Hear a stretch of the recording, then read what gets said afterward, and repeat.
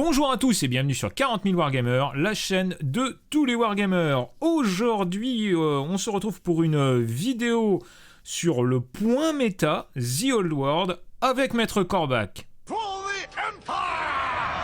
Alors, bonjour Maître Corbac. Bonjour Phil, bonjour à tous. Merci de m'accueillir sur cette chaîne.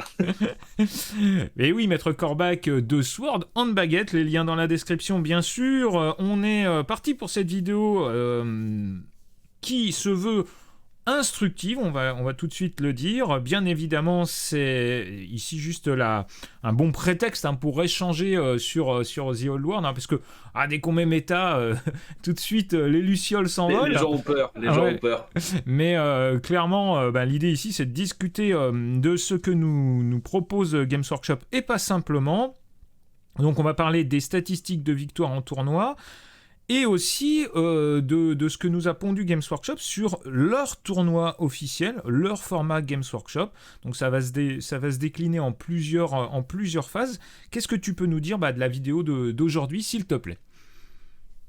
C'est ça, on va parler en gros de trois choses. Alors ce matin où on tourne, alors après à voir les aléas du montage, le temps qu'on aura, peut-être que vous verrez cette vidéo en décembre 2025, on ne sait pas. Mais voilà, ils ont sorti des statistiques là en fait sur les win rates par faction, en incluant les armées d'infamie, depuis juillet, donc depuis la dernière fac qu'on a eue sur The Old World. Donc encore une fois, ils suivent leur rythme de deux facs par an, une fac en janvier et une fac en milieu d'année. Donc pour l'instant, ils tiennent parole. On va espérer qu'ils restent dans ce délire-là, malgré la réussite du jeu.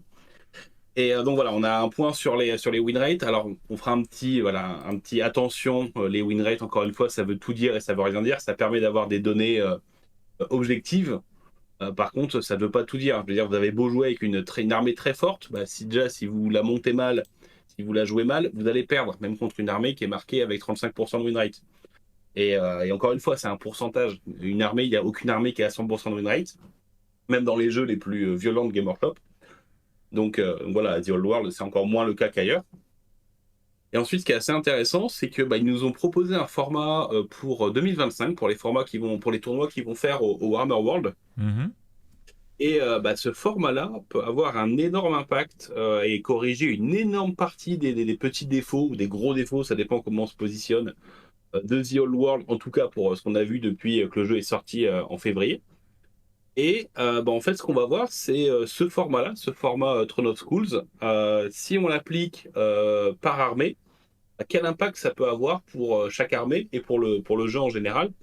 Alors, on en parlera tout à l'heure, on a fait le choix de se focus sur deux formats principaux. Je vous expliquerai pourquoi j'ai fait ces choix-là. Ils sont, comme tous les choix, ils sont forcément critiquables, il n'y a pas de souci là-dessus.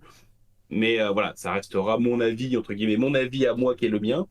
Donc si vous pensez que je dis n'importe quoi, faites comme d'habitude, mettez ça en commentaire, il n'y a aucun problème, ça permet de s'insulter en commentaire et c'est bon pour le référencement. Tout à fait. Donc sujet global, on l'a évoqué. On passe donc à la suite du PDF avec l'état des lieux, le jeu compétitif à la date de novembre 2024. Donc, qu'est-ce que tu peux nous en dire, parce que c'est un petit peu toi le pro de la méta quand même. Ouais, alors je la regarde peut-être beaucoup trop, mais voilà, ayant la chance de jouer beaucoup, pour moi c'est toujours intéressant d'avoir des stats, parce que une méta locale va être forcément influencée par les joueurs qui sont là, la communauté, la mentalité, etc. On va citer l'archidiacre, mais dans l'univers de JB, on est beaucoup sur des joueurs qui jouent encore leurs vieilles armées, qui n'ont pas cherché à optimiser, qui sont encore en découverte de certains aspects du jeu, qui veulent vraiment voir le côté le week-end à la cool, le mode associatif, y compris en tournoi. Donc forcément, dans leur univers à eux, il y a beaucoup de choses. L'exilé, ça leur parle pas, quoi. Il y en a beaucoup qui l'ont découvert au tournoi d'Angoulême. D'autres qui l'ont découvert même pendant la vidéo, la review qu'on a fait ensemble, Phil, et qui des fois qui tombent des nues en disant non mais attends, c'est n'importe quoi, c'est méga fort, etc. Alors dans ce cas-là, oui. Dans ce cas-là, oui, on va pas se mentir, l'exilé est très très fort. Moi, c'est la première armée sur laquelle je me suis lancé quand The Old World est sorti fin janvier. Je suis passé à autre chose parce que clairement, je ne sentais pas un énorme challenge en la jouant, surtout que tout le monde débutait. Je veux dire, arriver avec une liste d'armées optique quand tout le monde débute et que les mecs sont encore entre guillemets à faire la différence. Bon, qu'est-ce que c'est qu'un repli en bon ordre, qu'est-ce que c'est qu'une fuite? bon, ok, ça n'a pas trop d'intérêt, donc autant partir sur une autre armée. C'est un choix que j'ai fait. Le joueur compétitif, c'est-à-dire le joueur qui va essayer avec son pool de figurines de jouer de la meilleure liste possible, toujours en partant de ses figurines, hein, mais on est en 2024, entre l'impression 3D, les services peinture, les contrastes, etc., ça va très vite de monter une armée, on va dire, opti, alors, avec toutes les guillemets qu'on peut mettre sur un jeu comme The Old World. Et c'est pour ça que bah, là, c'est intéressant d'avoir, au bout d'un certain temps, la tronche des armées, la tronche de la méta, qu'est-ce qui fonctionne, qu'est-ce qui fonctionne pas. Dans cet univers-là, clairement, on a le bretonien qui est très très très très bien. Le choix qu'ont fait Warhammer, donc c'est le site qui s'occupe de checker un petit peu les stats. Ils ont fait le choix de coller à ce que fait Game Workshop sur les core games, c'est-à-dire de décider que c'était OK entre 45 et 50% de win rate, et que quand on était à plus, c'était plus normal, quand on était en dessous, c'était pas normal. C'est des choix qui sont faits. Je les comprends sur un jeu comme Warhammer 40 000 ou comme sur du AOS parce qu'on a un nombre de parties qui est juste incroyable au travers le monde. Donc forcément, bah voilà, tu peux te dire, voilà, vu la quantité de joueurs qui vont bien, ok. Bon, c'est un choix. Est-ce qu'il faudrait pas se dire que bah non, finalement c'est 48-52 qui est bien et que le reste c'est pas bien. 47, voilà. Encore une fois, c'est un choix qui est fait, qui est surtout intéressant. Bon, oui, on voit très bien que le bretonien qui est à 58% de win rate, l'exilé qui est à 63% de win rate. Donc pour rappel, c'est ce qu'on avait avec les Inari en début de V8. Donc autant vous dire que c'était pas une armée qui était forcément la plus agréable à affronter. Je pense qu'on est un petit peu dans cet univers-là. Et vous avez des armées qui par contre sont un petit peu à la ramasse. Alors certaines où c'est moins grave parce que c'est les armées d'infamie. Donc armée d'infamie, on va souvent avoir des joueurs qui vont vouloir la jouer de manière un petit peu fluff par rapport au lore qu'ils ont, etc. Je pense notamment à la tribu, à la Wag Nomade, qui est dure à jouer, mais qui a un lore et un impact vraiment, vraiment énorme. Bon, bah là, voilà, l'armée, elle a 34% de win rate. Mais il y a aussi que 34 événements qui l'ont vu, enfin voilà, 34 moyens de checker. Au final, bah, quand tu as des armées qui sont à 150-200 games, si toi tu es à 30, bah, si le mec qui est venu, il est venu à la cool, etc., et puis il est tombé sur les listes les plus opti du monde, il peut être un peu biaisé et les statistiques ne vont pas forcément représenter ce que c'est vraiment, quoi. Ouais, tout à fait. Excuse-moi, je te coupe pour deux questions. Vas-y. D'abord, pour expliquer à nos viewers donc là, on est sur le GT win rate, donc c'est l'ensemble des résultats sur les tournois officiels, hein, on est bien d'accord. Hein, Alors, on est sur les GT, donc alors c'est pas que les tournois officiels, les tournois au Game Workshop ont eu lieu, mais c'est principalement les tournois qui se font, enfin c'est même les tournois qui se font sur 1 à 2 journées, mais 3 parties minimum, mais souvent des tournois qui se font à 5 games. Donc c'est déjà beaucoup plus représentatif, un tournoi malheureusement sur 3 parties avec le système de sous-marinage, etc. Selon la manière dont les points sont comptés, ça peut totalement se barrer en sucette et on peut avoir une personne sur le podium qui l'a absolument pas mérité, qui a juste réussi à glisser entre les gouttes et à se retrouver là par le plus grand des hasards. Souvent sur un massacre à la dernière ronde, alors qu'avec 2 games moyennes au début, mais voilà, t'évites de tomber contre les meilleurs. Sur 5 games, bah voilà, ces personnes-là vont se taper du dur le dimanche matin en général, et donc forcément c'est plus dur pour eux. C'est pour ça que les GT se font en général sur 2 jours. Format de 2000 points. C'est le format qui est maintenant communément reconnu comme le plus normal le jeu, enfin le fait que le jeu soit fait pour ce format-là. Et vous le sentez très très bien, et quand vous allez voir le format Chrono Schools qui est proposé par Game Workshop, même eux sont passés de 1500 points pour 2024 à 2000 points. Donc en fait, voilà, quand on voit les restrictions qu'ils proposent, clairement le jeu est centré sur ça. Oui. Yes. Et alors, deuxième, ouais. deuxième petite chose, alors déjà, c'est pas toujours évident d'être bien dur le dimanche matin. Bon, ça je rebondis là-dessus, hein, parce que bon, voilà. mais mais au-delà de ça, je fais une petite aparté quand même, et tu vas me dire si t'es d'accord avec moi, une petite nuance sur la Wag Nomade. Effectivement, je vais complètement dans ton sens sur l'histoire des armées d'infamie, mais il y a aussi peut-être une logique de pierre-feuille-ciseaux, c'est-à-dire que je pense que la Wag Nomade, elle est forte en soi, mais le fait qu'il y ait beaucoup de Bretoniens et que donc elle est confrontée à une armée de cavalerie qui est intrinsèquement plus forte qu'elle, fait que justement, voilà, alors que par exemple si elle est confrontée soit à du roi des tombes ou peut-être à de l'elfe sylvain, là elle va montrer qu'elle est beaucoup plus intéressante parce qu'elle a la mobilité et ainsi de suite. Mais cavalerie contre cavalerie, elle a plus de mal. Surtout que voilà, le cochon, l'orque sur cochon n'a pas la contre-charge. Donc déjà, il va Et perdre oui. tous ces duels de cavalerie. Donc forcément, dans un univers où le bretonien est très très bon et entre guillemets vraiment joué parce qu'il est capable de gérer des gros monstres comme personne, bah, la moindre unité de cavalerie lourde, typiquement même un pack de chevaliers du royaume, va être capable de déboîter un pack de cochons sur sanglier, alors qu'on est unité de base versus unité spéciale. Et avec des points en plus pour leur filer l'avant-garde, etc. Dans un monde où le bretonien, où on va dire, allez, on va aller plus loin, on va dire le behemoth est un petit peu moins avantagé pour différentes raisons. Gros spoiler sur le format Chronoschool qui arrive après. Le bretonien va être un petit peu moins présent parce qu'il y aura moins besoin d'être la réponse à ces unités-là. Et du coup, on va avoir peut-être des unités avec un petit peu plus d'unités d'élite, mix, etc. avancées. Et dans cet univers-là, où les cochons, les orques sur sanglier ne se tapent ni un behemoth dans la tronche, ni un bretonien, d'un seul coup, ils vont commencer à pouvoir exister. De la même manière pour la horde de trolls. Les Ouais. trolls, c'est très bien, mais ça aime pas trop se taper un dragon, typiquement. Ou un duc avec tueur de avec qui met des coups fatals. C'est le genre de choses qui sont. Et c'est ce que j'aime beaucoup dans ce qui est proposé pour l'instant par les armées d'infamie, c'est que globalement, alors, la puissance de l'exilé à part, mais encore une fois, pour moi, les exilés, c'est comme le méchant dans Camelot, ça s'appelle la réponse. Et c'est le fameux régulateur de méta que que t'aimes bien utiliser. Ah bah j'ai adopté. Mais Mais ouais, je pense que en fait, ces armées d'infamie proposent des solutions, des boîtes à outils pour que, si vous voulez optimiser, vous avez la possibilité de le faire en faisant évoluer vos gameplays en allant à fond dans un système de jeu. Et inversement, bah, si vous voulez jouer des armées plus par rapport au lore, pour le milieu associatif, pour du narratif, etc., vous avez les solutions. Donc c'est quelque chose qui est vraiment très agréable, quoi. Absolument. Alors, Notez aussi qu'il y a des armées qui sont très peu jouées. Je pense notamment aux hommes lézards, hmm, même aux Skaven, hein. Enfin, les hommes lézards, il y a eu 35 games de fête sur des tournois à 5 games. Ça veut dire qu'en gros, ça fait 7 personnes. Donc en gros, sur 3 mois, vous avez 2 mecs qui ont fait des GT aux États-Unis, qui en ont fait un par mois sur la période. Il y en a un en août, il est parti avec madame en vacances, donc il a loupé son tournoi. Et voici d'où peuvent sortir le win rate. Alors j'en rajoute, hein, c'est pas exactement le cas. Et attention sur les tout petits chiffres.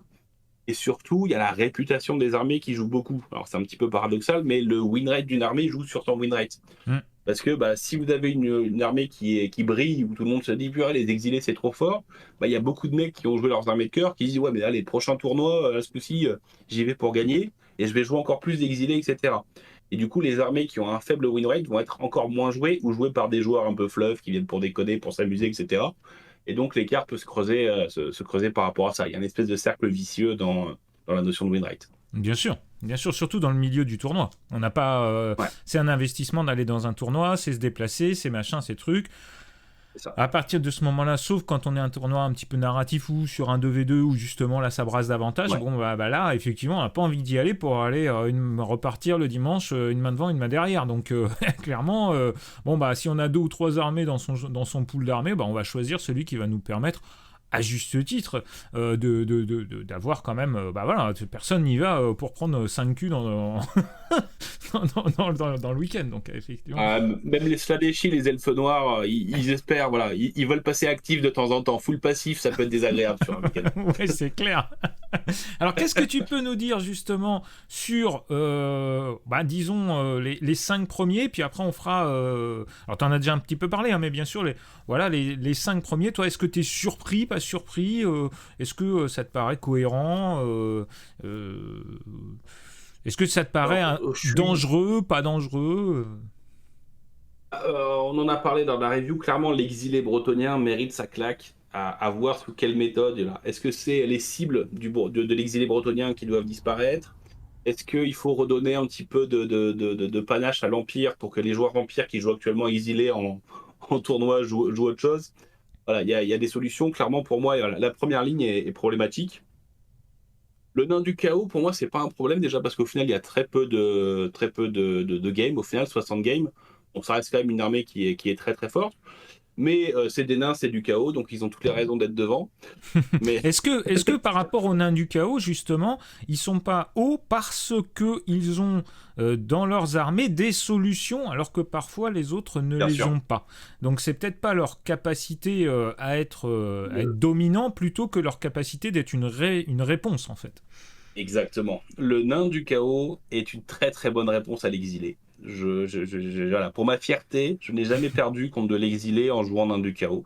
Parce qu'on a des balistes pas chers qui font du dégât 2, donc les Pégases, bisous mon poussin.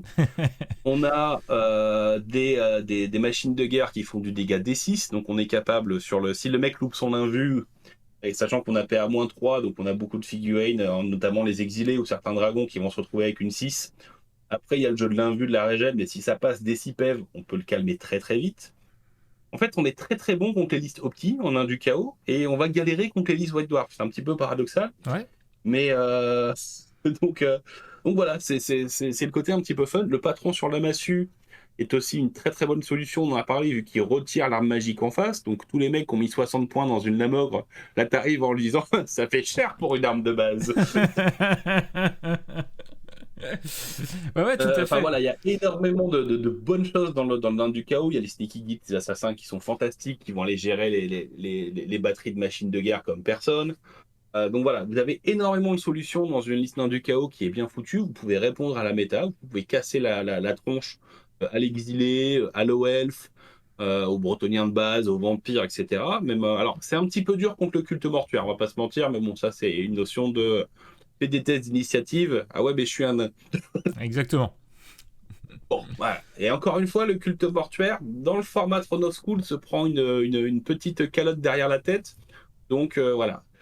Donc bon, voilà. Il y a même un univers qui me fait peur, mais où le nain du chaos, si les nerfs qui arrivent, enfin les changements qui arrivent, on va pas parler de nerfs, c'est du changement. C'est un petit peu différent paradoxalement.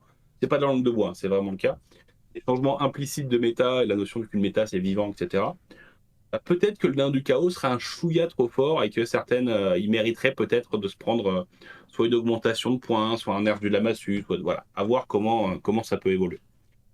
Le compte vampire, très très fort depuis que le jeu est sorti. On avait fait la review ensemble. La liste double mortis reste très très efficace pour chasser les gros, pour chasser les brotos aussi, c'est très très bien. Parce que quand tes persos sont sur des chariots, le coup fatal et le tueur de monstres, tu fais un gros doigt d'honneur au broto et tu dis ouais, bah, c'est un PV par un PV.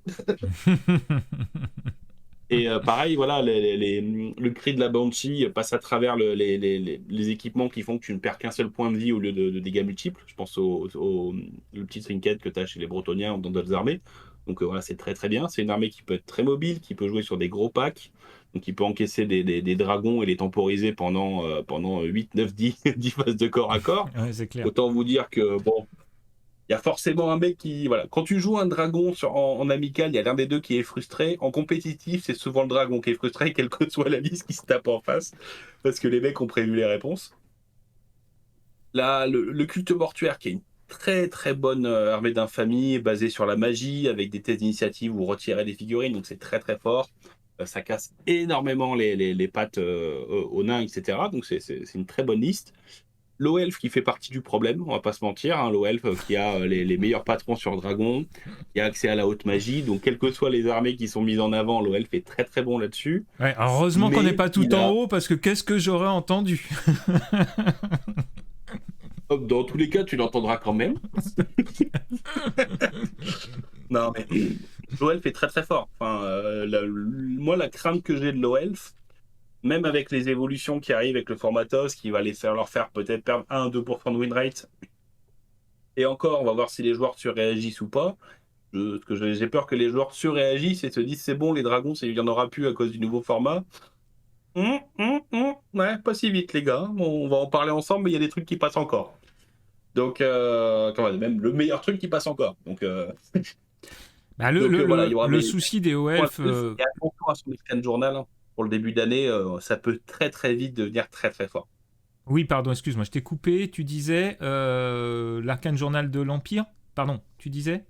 Et aux elfes, on sait que c'est Empire, ensuite aux elfes qui vont sortir en début d'année 2025. Mhm. L'OL fait déjà très très bon actuellement.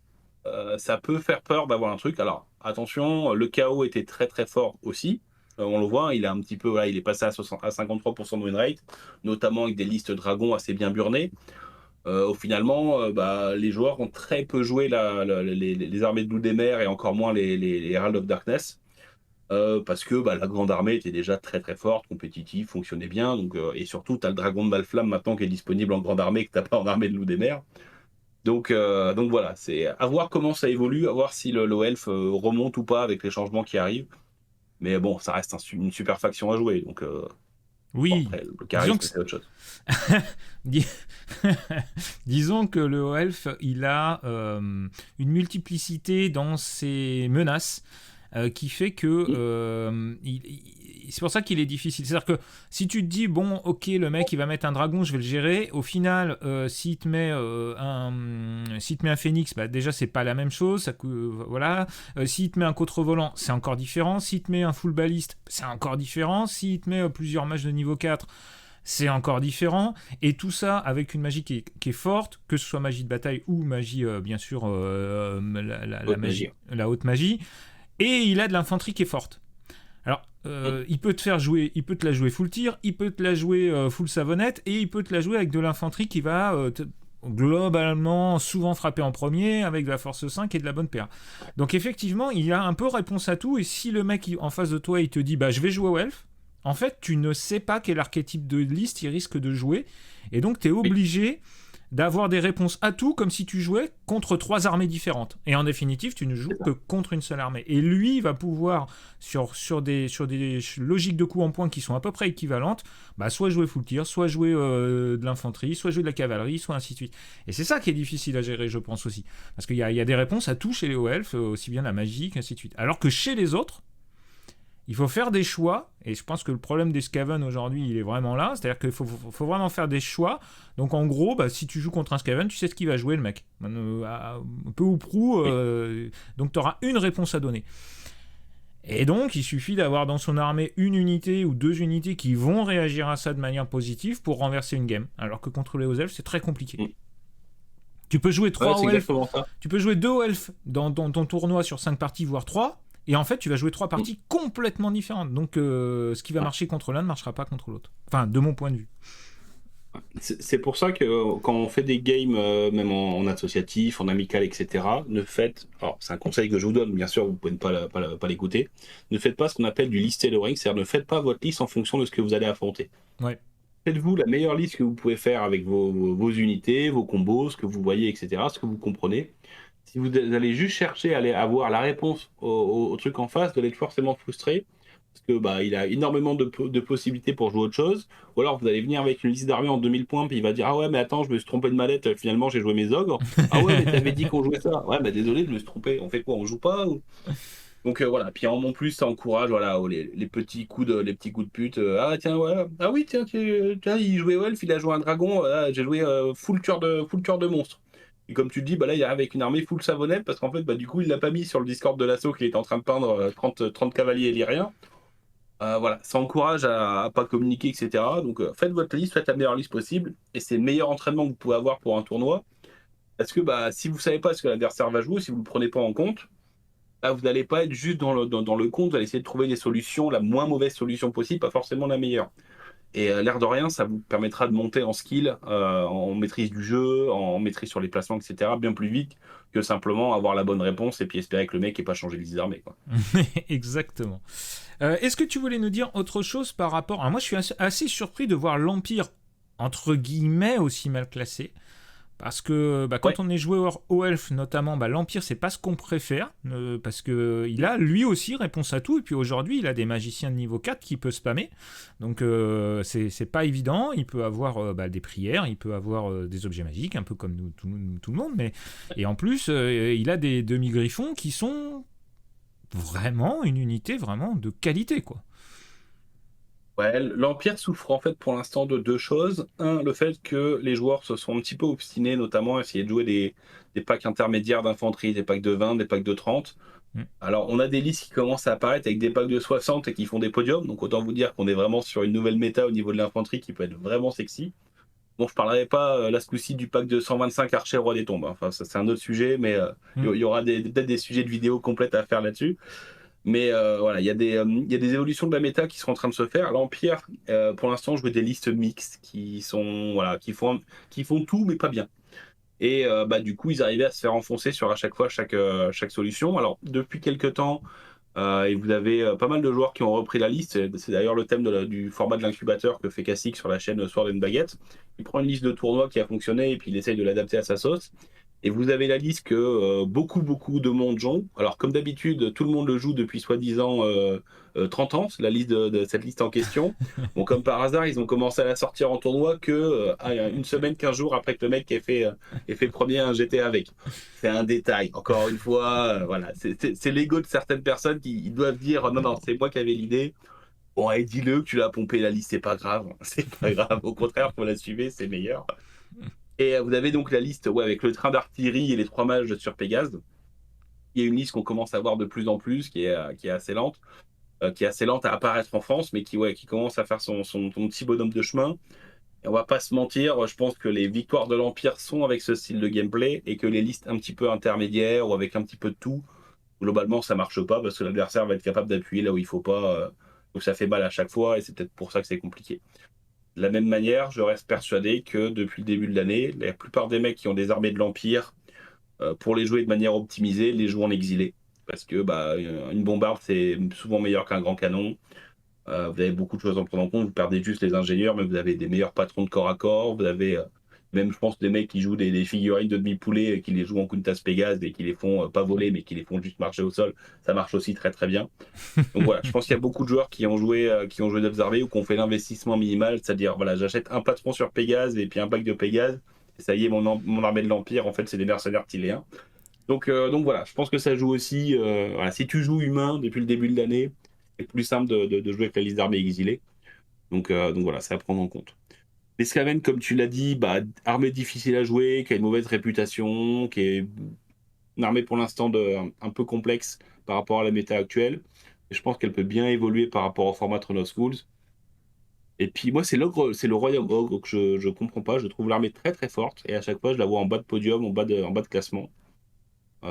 Faudra que peut-être que je me monte une armée là après les Zombettes, histoire de savoir si c'est vraiment infaisable et si je me fais, si je me fais des illusions dessus, ou si l'armée est en fait cool et qu'elle est juste pas forcément jouée la manière la plus efficace possible, avec des compos peut-être hérités de la V8, avec des gros packs de buffles qu'on voit C'est encore ça. beaucoup.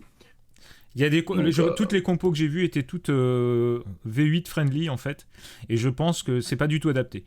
Et ce que j'ai remarqué sur table en jouant contre, c'est que c'est une armée qui paradoxalement s'épuise au fur et à mesure du temps de la partie. C'est-à-dire que on pourrait croire que ces armées qui ont beaucoup de points de vie et ainsi de suite avec des grosses figurines, vont finir par à partir du T3 faire basculer la game. Et en fait, ce que j'ai remarqué, c'est que souvent elles s'effondrent après le T3.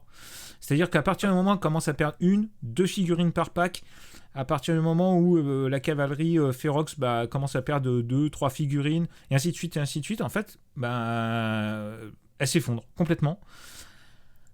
Je pense après, que c'est c'est... 3. Ouais, c'est dans la construction de liste, je pense, qu'il y a un moment où, quand tu as fini de prendre tes touches d'impact, tes machins, ton truc, et en fait, ça s'essouffle. C'est-à-dire que tu peux prendre une énorme gamelle si le mec il arrive à te charger T2, mais si jamais tu le gères, si tu arrives à reculer, tu lui fais un refus de flanc, machin. En fait, c'est pas si mobile que ça, alors que ça a quand même mouvement 6.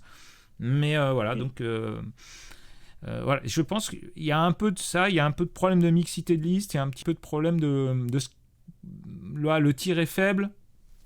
Je sais pas, mais c'est surprenant parce que sur le papier, moi je suis comme toi, sur le papier, je trouve que cette armée, elle est forte quand même.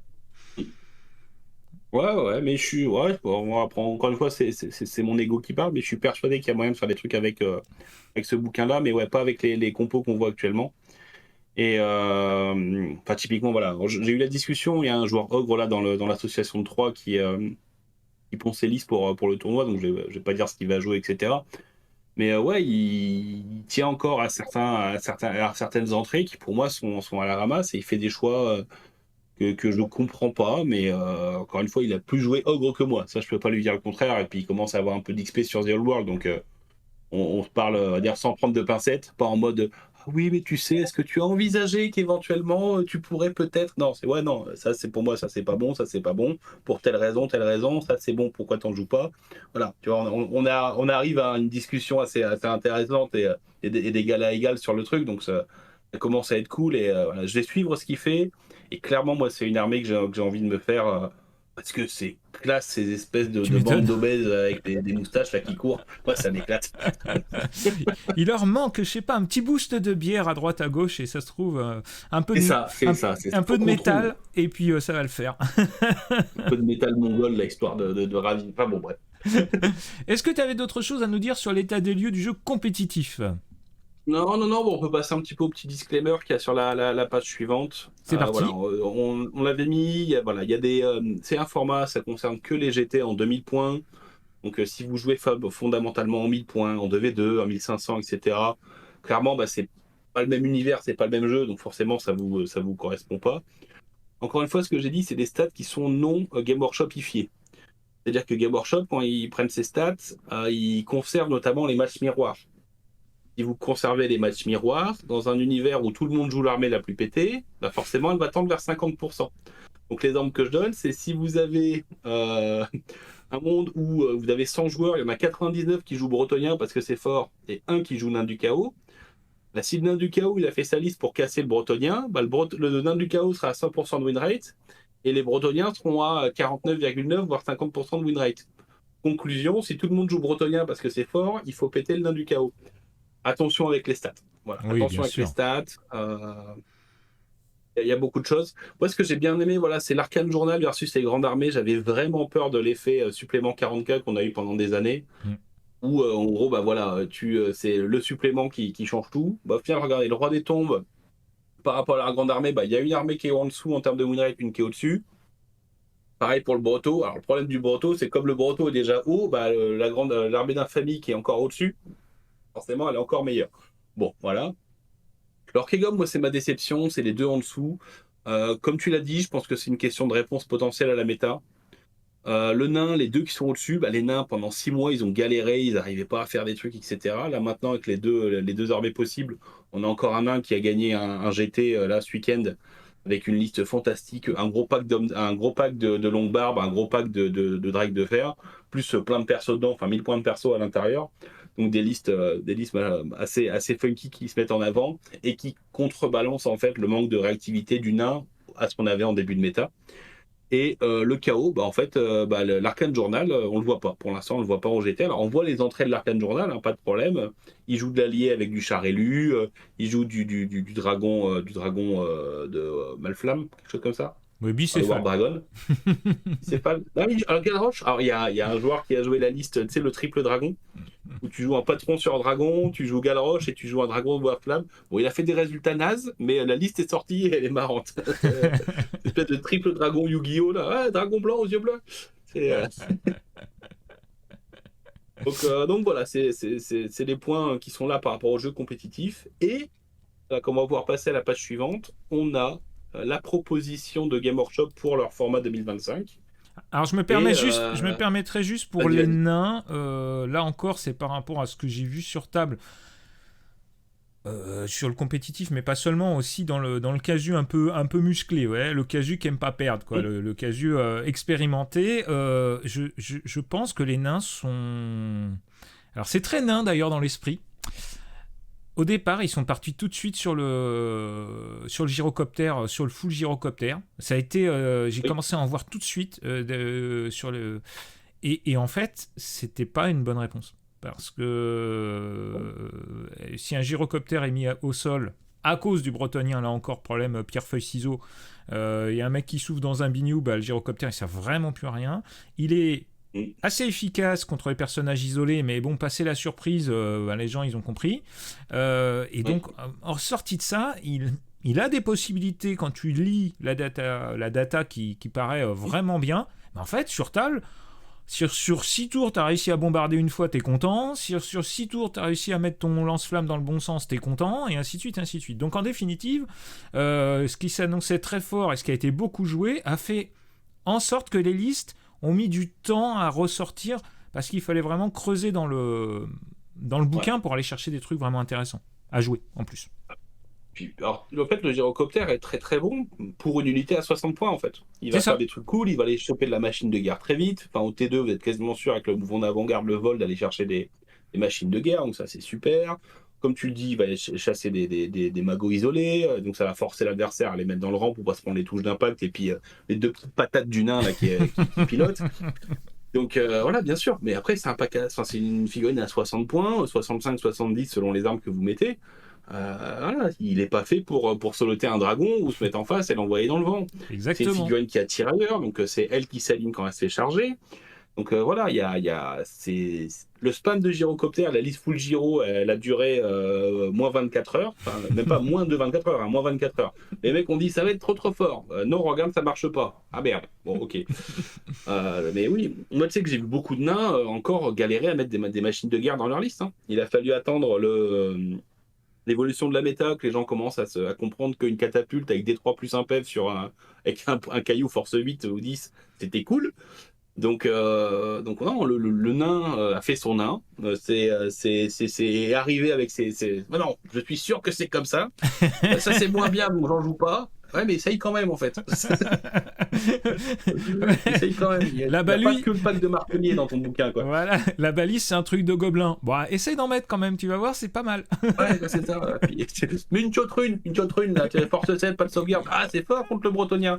Tu vois là, tu t'améliores, là, d'un coup. Alors... 4 plus 2 plus pour tuer un Pégase, c'est bien. Tout le monde aime bien. C'est clairement... Alors, le format, donc, Throne of Skull, donc le trône des crânes. Déjà, la reprise du nom aussi est sympa. Décidément, tout est sympa dans The Old World. Donc, le trône des crânes, qu'est-ce que tu peux nous dire de ça, qui a été annoncé par Games Workshop il y a très peu de temps. Donc, hier même, pour tout dire. Un peu plus tôt, mais ouais, ça commence vraiment à réagir depuis hier parce que ça fait rêver. Donc ouais, c'est un format qu'ils proposent pour l'instant pour leur propre tournoi et grosso modo, les réactions de la communauté, c'est est-ce que c'est pas ce qu'on va avoir dans la fac de janvier pour redéfinir comment pourrait aller le jeu.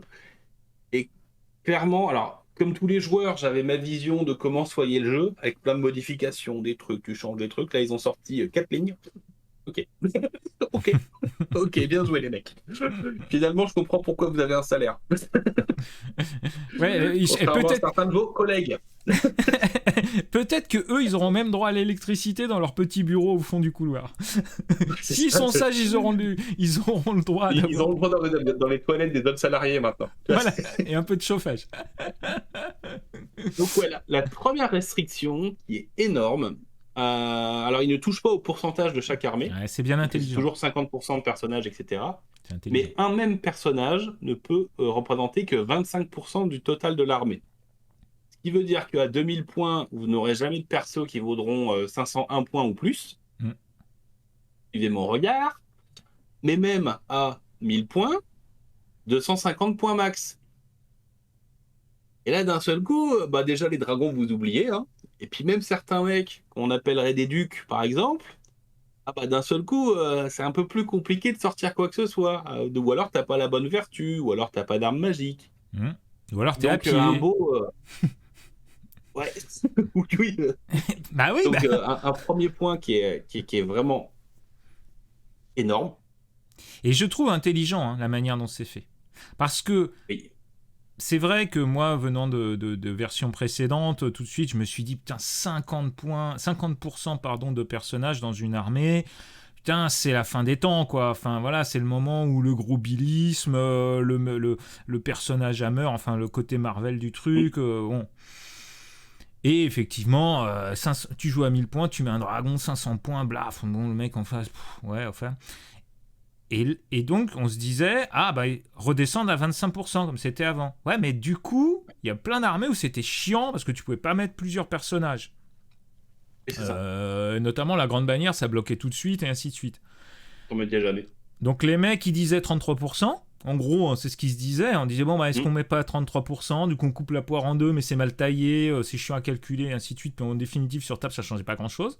Mais là, mais là, en fait, rester à 50%, mais avec ce système-là, donc un personnage qui ne peut pas avoir plus de 25% du coût total de l'armée, donc 500 points à 2000 points et 250 points à 1000 points, ils ont tombé juste. J'ai l'impression qu'ils sont tombés juste. Ouais, c'est ça. Encore une fois, c'est un truc qu'ils ont fait totalement au hasard et qui tombe très très bien. Ils n'ont pas du tout Ou testé. alors ces enfoirés sont bons. Je sais pas. Donc voilà, ça clairement, Alors, ça ciblait à certains personnages sur gros monstres, sur grosses montures, etc. Vas-y. bah juste, on pourrait peut-être mettre des petites étoiles, tiens, c'est nos habitudes. Alors, est-ce que tu penses que ce changement de format, d'abord, est-ce que tu penses qu'il est intéressant de l'appliquer en partie casu? Moi, je dirais oui, clairement. Oui, oui, oui, oui. Parce que ça va Ah mais oui. obliger les joueurs les joueurs comboteurs, eh ben, à se creuser un peu plus la cervelle.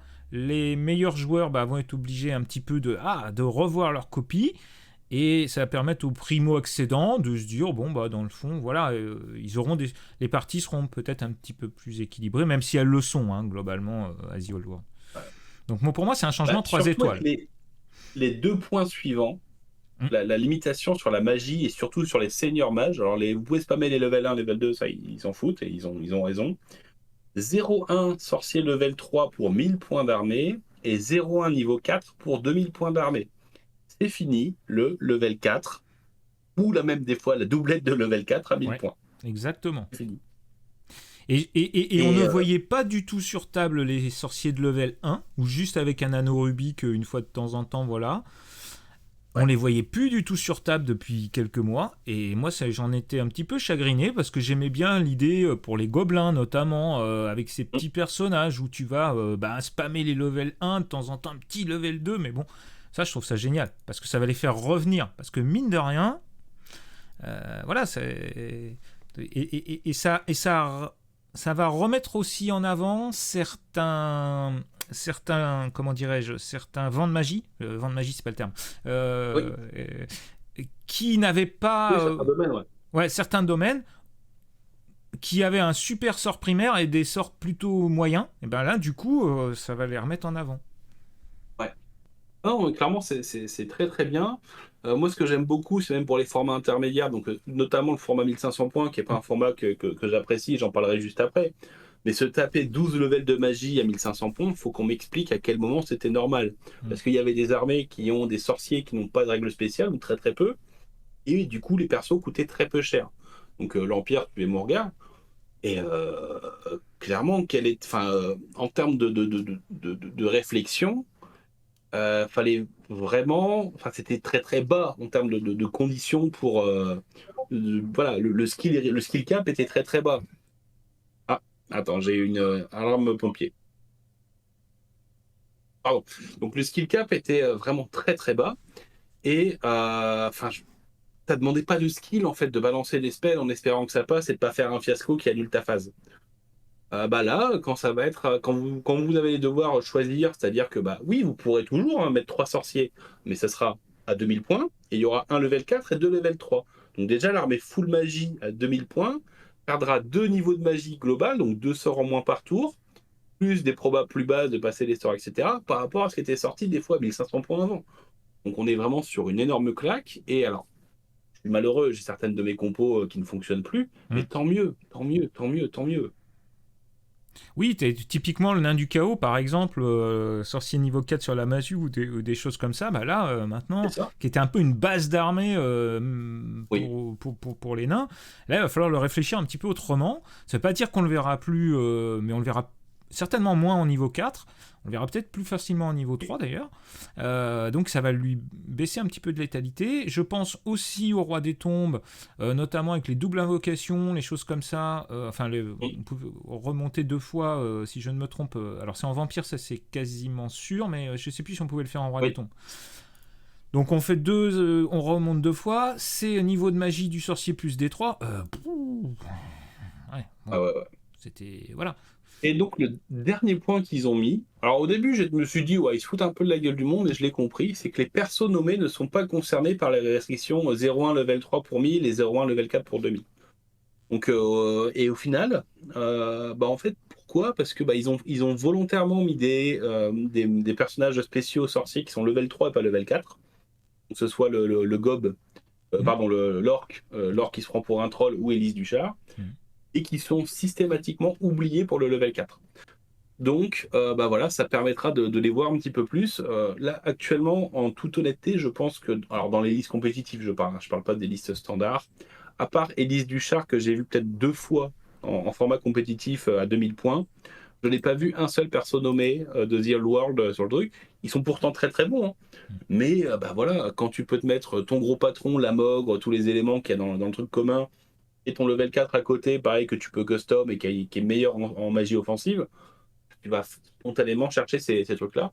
Et là, on va devoir se poser la question, ah ouais, Elise Duchard, c'est pas une prophétesse level 4, mais elle dissipe comme une level 4, vu qu'elle a +1, elle a ses petites règles spéciales, mais elle a des contraintes, elle est plus dure à planquer dans l'armée, plus dure à protéger, etc. Bon, bah, au final, ça va commencer à donner de l'intérêt à la construction de liste et à l'intégration de ces personnes nommées. Actuellement, on voit pas du tout, quoi. Oui, notamment Elise Duchard, bah là, ça veut dire aussi qu'elle, avec cette restriction-là. Alors quand tu dis les persos nommés ne sont pas concernés, c'est-à-dire que le 0,1 niveau 3 pour 1000 points, si elle était niveau 4, elle pourrait quand même l'être? Elle pourrait quand même être intégrée ou... Alors, bah, typiquement, voilà, en 1000 points, vous pourrez mettre Élise Duchard. Alors, faut regarder son coût en points, elle est pas à 250, elle doit être à 215. Ouais. Mais bon, si, dans Et l'absolu, oui, si vous elle était pourrez. à 251 points, on pourrait la mettre quand même. C'est ça. Voilà, ok. Et ça veut dire, par exemple, qu'on peut continuer à intégrer, bah, par exemple, le chevalier de Sinople, pour certains, salut JB, ou, et les personnages peut-être aussi sur, s'il y en a qui vont arriver peut-être, les personnages sur Dragon, les personnages un petit peu peut-être montés, qui seraient des personnages spéciaux, des choses comme ça ouvre aussi une perspective par rapport à des futurs livres de campagne ou des choses comme ça Ouais. ça peut être bien. J'imagine aussi chez les elfes ou chez les elfes sylvains qu'on va avoir des figurines, notamment s'il y a Teclis qui sort, qui va coûter très cher en points. Donc bah, s'il ne fait pas partie de ce restriction, après c'est plus facile à équilibrer ça si on est un joueur, enfin si on est un organisateur de tournoi, c'est beaucoup plus facile à équilibrer une fois qu'il y a ça, c'est ce que je veux dire. C'est ça. En fait, puis dans tous les cas, on restera soumis au truc. Je pense par exemple au Sinople, qui, alors j'ai plus les coups en points du Sinople en tête, mais déjà il peut pas être général, il est solitaire. Ouais. Donc, il faut quand même mettre un autre perso en face. L'autre perso en face, bah, on va voir qu'il lui sera affecté par celui-là. Donc, ça sera un général moins fort qui sera à côté, contrairement à ce qu'on a actuellement où tu vas avoir voilà, un Sinople à 200 points et puis un Duc à 300. Quoi. Mm. Donc, pour l'instant, alors après, peut-être qu'on aura tort, hein, peut-être qu'en effet, on aura un patron sur Dragon à 499 points. Un Imric ou un truc comme ça qui va arriver avec un vulnérable à 2+, et pourquoi pas, allons-y, et qui sera totalement pété et que le format ne le couvrira pas. En attendant, par rapport à ce qu'on a actuellement, c'est beaucoup plus sain, cette proposition-là, que ce qu'on a pu voir. Alors, encore une fois, alors, on est en train de parler on n'est pas sur le niveau d'insanité en jeu qu'on a sur un core game, ça, faut quand même pas l'oublier. Mais voilà, dans tous les cas, on peut toujours faire mieux. Et là, ce qu'ils proposent là, c'est un bon premier pas en avant, quoi. Un Alors gros pas en avant. ouais, ben, tout à fait d'accord. Franchement, pour moi, c'est quasiment du 3 étoiles sur les 4 changements et aussi Mm. bien sur le jeu, on va dire, associatif casu que sur... casu, j'aime pas ce terme, mais sur le jeu associatif que sur le jeu compétitif. Donc, c'est bien Mm. aussi parce que ça lance une passerelle et ça évite qu'il y ait trop de... ce qui se passe en ce moment sur certains core games, c'est-à-dire qu'il y a vraiment 2 niveaux de vitesse de jeu entre ce qui est joué le samedi en tournoi et ce qui est joué le vendredi en assaut. Ouais. Et chose très importante, dans l'absolu, Phil, bah, ce format-là est applicable en format 500 points, puisque ton personnage était à 125 points max, ça tombe parfaitement. Et oui, tout à fait, tout à fait. Voilà, le format patrouille frontalière était en fait le format tournoi compétitif de Games en 2025, juste que c'est à 500 points au lieu de 2000. Voilà. Je te remercie, ça fait plaisir. Alors, l'impact par armée et par format, on parle dans le cœur du jeu là. Ouais. C'est ça. Donc là, c'est en fait par rapport à ce qu'on va dire après, on va faire le point. Donc, on va parler du format 1000 points et du format 2000 points. Le 1000 points qui est le format cool, 2v2, etc. Et on peut jouer vraiment de manière sympathique. Et aussi le format 2000 points qui est le format entre guillemets normal du jeu, il est prévu pour. On parlera pas du 500 points. Bah, déjà, parce que comme je viens de le dire, ça s'applique par défaut, mais le mec venait rarement avec un dragon à 500 points. Enfin, je veux dire, je pense que Phil l'aurait reçu avec beaucoup de tendresse. Il disait, bah, regarde, j'ai trouvé un truc pour tais-toi. Bah, qui est plus en plus un format découverte. Donc, si vous avez besoin de Oui. vous restreindre dans un format qui est censé être un format de découverte du jeu, posez-vous la question de pourquoi vous montez des figurines. Euh, le 1500 points, on va pas le faire pour moi. Le 1500 points a un énorme. En fait, il cumule les défauts. C'est-à-dire que le format 1500 points, vous allez avoir les unités les plus violentes du jeu qui sont présentes comme en 2000 points. Et en plus, vous avez beaucoup d'armées qui vont être beaucoup restreintes, sauf au final les meilleures. Alors, comme on dit, voilà, quand ils commencent à faire faim ou en temps de guerre, les gros maigrissent et les maigres meurent. Bon, bah là, voilà, le 1500 points, c'est l'amplification de ça. Il y a des bouquins qui sont à la ramasse totale, qui n'ont pas les bonnes compos, qui ont des contraintes, je pense notamment aux hommes lézards ou un truc, et qui vont affronter quasiment les mêmes figurines qu'à 2000 points. Donc voilà, pour moi, c'est vraiment le format qui est le moins intéressant en termes de construction de liste et de plaisir de jeu. Et l'excuse qu'on donne souvent, c'est de dire, bah ouais, mais comme les joueurs débutent, on préfère leur mettre 1500 points parce qu'ils vont commencer à jouer, etc., par rapport à la gestion du temps. Ouais, mais un joueur qui débute, il sera pas capable de gérer les saloperies qu'on voit en 1500 points. Donc dans tous les cas, on crée une frustration dans tous les cas. Et oui, il y a peut-être des parties qui se termineront T4 ou le T5 si vous les faites en 2000 points. Mais il y a beaucoup de parties, par contre, qui verront un T4 ou un T5, là où elles pourront être finies en 2 tours ou en 1 heure et demie à 1500 points. Donc faites vraiment attention par rapport à ça. Et surtout, pensez aux hommes lézards et aux Skaven, bordel. Euh, Ah bah oui, mais clairement. Et pour aller encore plus loin, mais ça c'est... Je pense il faut faire table rase du passé. C'est vrai qu'à 1500 points, notamment, c'était particulièrement efficace en V8. Je me rappelle même en V7. le Seigneur. Comment? Le choix de ne pas jouer le Seigneur. Voilà, il y Dans certains avait. formats. Et si tu veux, aujourd'hui, à 2000 points, par exemple, comme tu l'as dit, tu vas avoir des armées qui n'auront des réponses à des Némésis qu'à partir de 2000 points. Ne serait-ce que par le nombre de machines de guerre ou le nombre de la capacité à mettre des unités spéciales et ainsi de suite et ainsi de suite. Et en fait, la réponse, on va dire à un dragon, même si c'est pas vraiment le bon terme, mais la réponse à un BMOD, elle va arriver naturellement dans une liste à 2000 points parce que tu vas pouvoir mettre 2 unités spéciales qui combattent très bien et vont amener une solution, alors qu'à 1999 points, tu n'as pas cette solution-là. Ou à 1500 points encore plus. Et je pense aussi à certaines unités spéciales qui sont chères en points à l'unité, dont les boosts sont des boosts d'unité, c'est-à-dire que par exemple ça va être je sais pas moi 20 points pour toute l'unité, tu vois, ou des choses comme ça qui vont et qui sont là encore assujettis à des tranches de 1000 points, notamment pour être bien entraîné, obstiné, ainsi de suite. Si tu en mets 2 unités, tu vas pouvoir avoir des réponses, 2 unités de 15 ou de 20, et ça rentre pas en fait en 1500 points. Et donc du coup, bah, tu vas être qu'avec des unités d'élite, mais qui vont avoir des effectifs très courts. Donc dès que tu prends un tir de flèche ou quoi que ce soit, c'est fini, ton système ou ta capacité de réponse, elle est terminée. Mais c'est ça qu'on voit en fait. Donc je suis d'accord avec toi. Ensuite, le 1999 qui était écrit pour être le format moins violent, au final, les restrictions le rendent inutile. Ça permet d'arriver sur quelque chose qui est même plus intéressant que le 1999. Parce qu'en fait, là, on a enfin une proposition faite par Games où les armées fortes vont prendre quelques baffes et où les armées faibles sont pas impactées. Donc au final, plutôt cool. Et après, forcément, parler du jeu en 2500, 3000, 4000, voilà, c'est du jeu associatif, du jeu narratif, du jeu à la cool, etc. Un petit peu comme le format découverte. Si vous avez besoin de Game Workshop pour équilibrer ces formats-là, c'est que vous êtes trompé. Là, le but, c'est de faire un barbecue, boire des binous et pousser des figurines sur ces formats-là. Et donc, forcément, la notion d'équilibre n'est pas à prendre en compte. Vous êtes censé le faire naturellement, quoi. Oui, puis c'est pas du tout un format tournoi. Enfin, je veux dire, ou alors c'est une partie sur un week-end. Alors, ils ont essayé, hein, le Nova a essayé 1 milliard de restrictions et 2500 points d'armée avec des games de 2h30.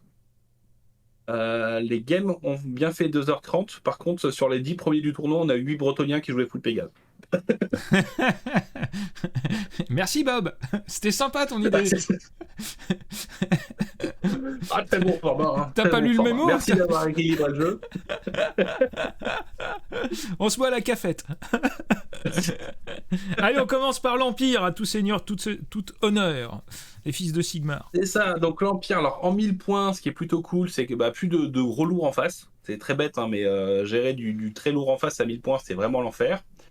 Par contre, de la même manière, vous êtes aussi infecté à 1000 points, parce qu'en fait, le patron templier sur demi-griffon, donc sur demi-poulet, qui est un bon gros patron, c'est celui que jouait Val, tu sais, aux 2 fois 1000 points d'Angoulême. Donc tu as pu voir qu'il était assez efficace. Il m'a fait faire des cauchemars. Tu peux le jouer.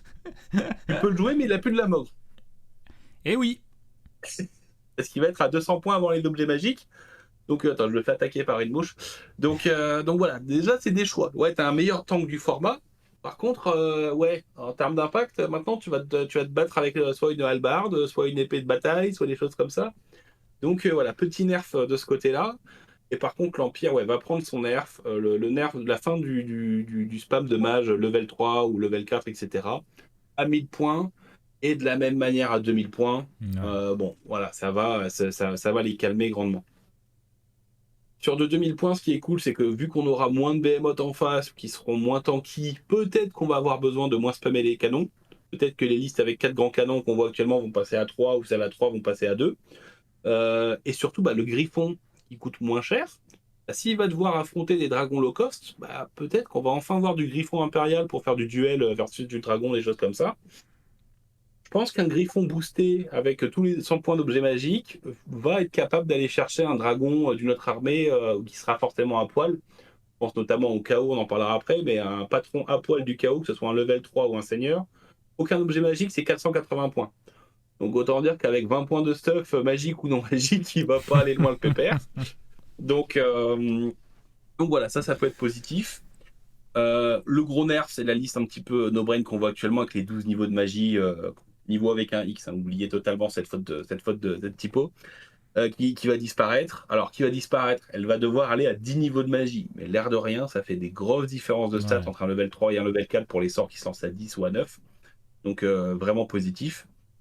Et un petit détail tout bête, mais si on peut moins spammer les persos, que c'est plus du 1v1, au final, on va moins souvent subir le spam et l'absence de règles spéciales de l'Empire. Pourquoi? Parce que si vous affrontez 2 mages elfes level 4 qui ont une relance chacun par tour, bon, ça fait déjà 2 sorts boostés. Là, si vous en avez qu'un, bon, ça va juste fiabiliser petit. Votre mago, vous allez moins sentir la différence, les 50 points d'écart où vous perdez 1 à 2 relances par tour. Donc au final, je pense que l'Empire s'en sort très très bien. À petit format, vraiment, je pense que l'Empire va être bien meilleur qu'ils l'ont jamais été. À gros format, je pense qu'on va avoir des listes un petit peu plus diversifiées et un petit peu moins avec simplement la gunline de magie et de machines de guerre. Elle sera toujours efficace, mais vu qu'il y aura moins de cibles très rentables en face, elle va peut-être devoir évoluer. Peut-être qu'on va avoir du mortier, peut-être qu'on va avoir du tempête de feu, peut-être qu'on va avoir un petit peu d'autres machines ou peut-être un retour des listes un petit peu plus mixtes. Donc assez content de ce qui s'annonce pour l'Empire en tout cas. Ouais. Yes, idem. Pas mieux, et même chose pour le griffon, que je trouve je le trouve bien. Je trouve d'abord les figurines. Moi j'aime bien les griffons. Je trouve... Ouais, c'est ça. Et puis même chez les imprimeurs où voilà, on parle de Proxy War, de Forge 3D, la boîte à Rabio, voilà. Mais au-delà de ça, il y a des itérations, des belles figurines qui existent. Et si tu veux, on les voyait absolument pas sur les tables. Ce qui était dommage par rapport au positionnement dans le fluff, dans l'ordre du griffon. C'est-à-dire que le dragon doit rester totalement exceptionnel, à part peut-être chez certains elfes. Et le griffon est quelque part... voilà. Et je trouvais que la data du griffon était bonne, mais qu'évidemment, de par le coup en point et ainsi de suite, la différence faisait qu'on n'en voyait pas assez. Or, un griffon sur une table, ça peut vraiment faire le boulot, à condition qu'il ne soit pas systématiquement confronté à un mec qui est 2 fois plus fort que lui. Donc là, c'est ça. Donc là, c'est vraiment cool. Vraiment, je suis content, là encore, très content par rapport à ça. Les nains, vont se plaindre. Ils vont se plaindre, les nains. Ah non, ils se plaignent pas. Pourquoi ça se plaindrait? 1000 points, fini les tanks qui volent. Allez, tu vas commencer. Tu veux tanker? Pas de problème, mon pote, mais tu vas marcher comme tout le monde sur le champ de bataille. C'est quoi ces histoires avec des ailes magiques? Le gros défaut, globalement, alors c'est vraiment impactant en 1000 points, un petit peu moins en 2000 points. Et le clan royal peut mettre beaucoup de runes, peut mettre plus de points de runes que d'autres persos. On avait tendance à avoir des rois vraiment surstuffés, etc. Là, ils vont être un peu plus restreints. À 1000 points, ça peut jouer. À 2000 points, globalement, ça jouera très peu. Mais voilà, c'est à prendre en compte. L'enclume, elle vaut 235 points. Donc ça veut dire que vous aurez une enclume, mais qui n'aura pas de runes à 1000 points. Tant mieux. Hein. Je veux dire, déjà, sortir une enclume en 1000 points, les gars, vous êtes durs avec vos adversaires. C'est voilà. Et puis le nerf, c'est niveau de magie, niveau 3, niveau 4. Voilà, on vous l'a dit, votre magie, c'est de la merde. Arrêtez avec vos conneries. La plus grosse faiblesse du nain par rapport à la magie restera les listes qui spamment les vortex. C'est vraiment un enfer à gérer parce que vous avez la résistance à la magie 1, mais vu que le vortex ne vous cible pas, il va être posé et vous aurez devoir dissiper par rapport à la valeur de base ou avec plus 1 voire plus 2. C'est très compliqué de dissiper des vortex, notamment la liste Elfe Sylvain avec le spam de vortex de pilier de flamme. Ça restera un gros défaut du nain. Voilà, il aime pas se balader dans des tempêtes de feu, c'est normal, normalement personne. Mais voilà, les listes qui spamment un petit peu la magie, vont le faire, mais un petit peu moins bien. Et l'air de rien, c'est vraiment positif pour le nain. Pareil, les behemoths seront moins nombreux, ou alors ceux qu'on verra seront moins tanky, à l'exception du patron Welf, et lui, il aura un autre défaut, c'est qu'il tapera l'arme de base quasiment à chaque fois. Donc, au final, on se retrouve avec un nain qui est super content des propositions, quoi. Donc, alors je sais que c'est pas l'armée que tu connais le plus, mais j'aime bien. Et après, en plus, pour moi, ils vont bénéficier de quelque chose. Si les behemoths, les trucs comme ça sont moins suivants, on verra peut-être moins de Bretoniens en contre dans la méta. Et du coup, moins de corps, donc les gyrocoptères vont récupérer leur mouvement de 10 et puis leur mouvement de 2. Fini le mec qui pousse Salada là, sur le champ de bataille.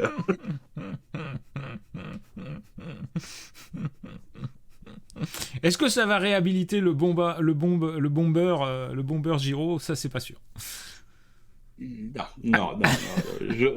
Non, déjà parce que le seul moment où on avait dit qu'il pouvait être potentiellement rentable, c'était sur un malentendu en passant avec le bon jet de bombardement sur un behemoth. Donc au final, il y en aura moins. Ouais, dans le Giro bombardier, ça reste dur. Hein. C'est l'équivalent du pistolier de l'Empire. Il y a mieux pour moins cher à côté. Alors, on passe aux Bretoniens. Oh, ils font la tête, les Bretoniens. Qu'est-ce qu'il y a? Ils font la tête. Alors, à 1000 points, alors déjà, voilà, un duc sur le Pégase. Je parle même pas d'un Pégase royal, hein, juste le duc sur le Pégase de base. Avec la vertu du 6 magique, c'est 271 points. Donc, déjà, bisous. Hein. Et les mecs vont commencer à te rappeler qu'ils ont des chevaux. Les mecs, ils arrivent à l'écurie, tu m'as attendu pendant tous ces mois. Pareil, le baron exilé qui est un fléau, celui que tu as affronté à Angoulême, hein, le tueur de Pégase notamment. Le baron exilé sur Pégase, alors là c'est pareil, c'est non royal, donc il perd quand même un peu de stats. Avec la hache et la colère, donc le D3 attaque en plus et la haine quand il charge, c'est 230 points. Ça veut dire qu'il a plus de bonus, ça veut dire qu'il est capé avec une save à 4+. Il a plus le hop de Grand Bril, il a plus les trucs qui vont bien. Là, l'air de rien, s'il se loupe, ça va être compliqué. Bon, il reste toujours très très bon, donc c'est un demi-nerf. Et dans un monde où c'est un petit peu plus compliqué de le sortir, voilà, il pourra toujours chasser les Pégases. Hein, c'est sa meilleure cible, c'est les Pégases du Bretonien d'en face. Mais moins tanky, moins de capacité, moins de petits buffs, plus de corps surtout. Hein. Ce baron-là n'aura plus le corps. Donc, l'air de rien, ça veut dire payer un deuxième perso pour porter le corps. Les autres persos, ça serait un paladin, donc ça sera du commandement à 8 relançables et puis du 9 relançables. Belle baffe sur le format 1000 points.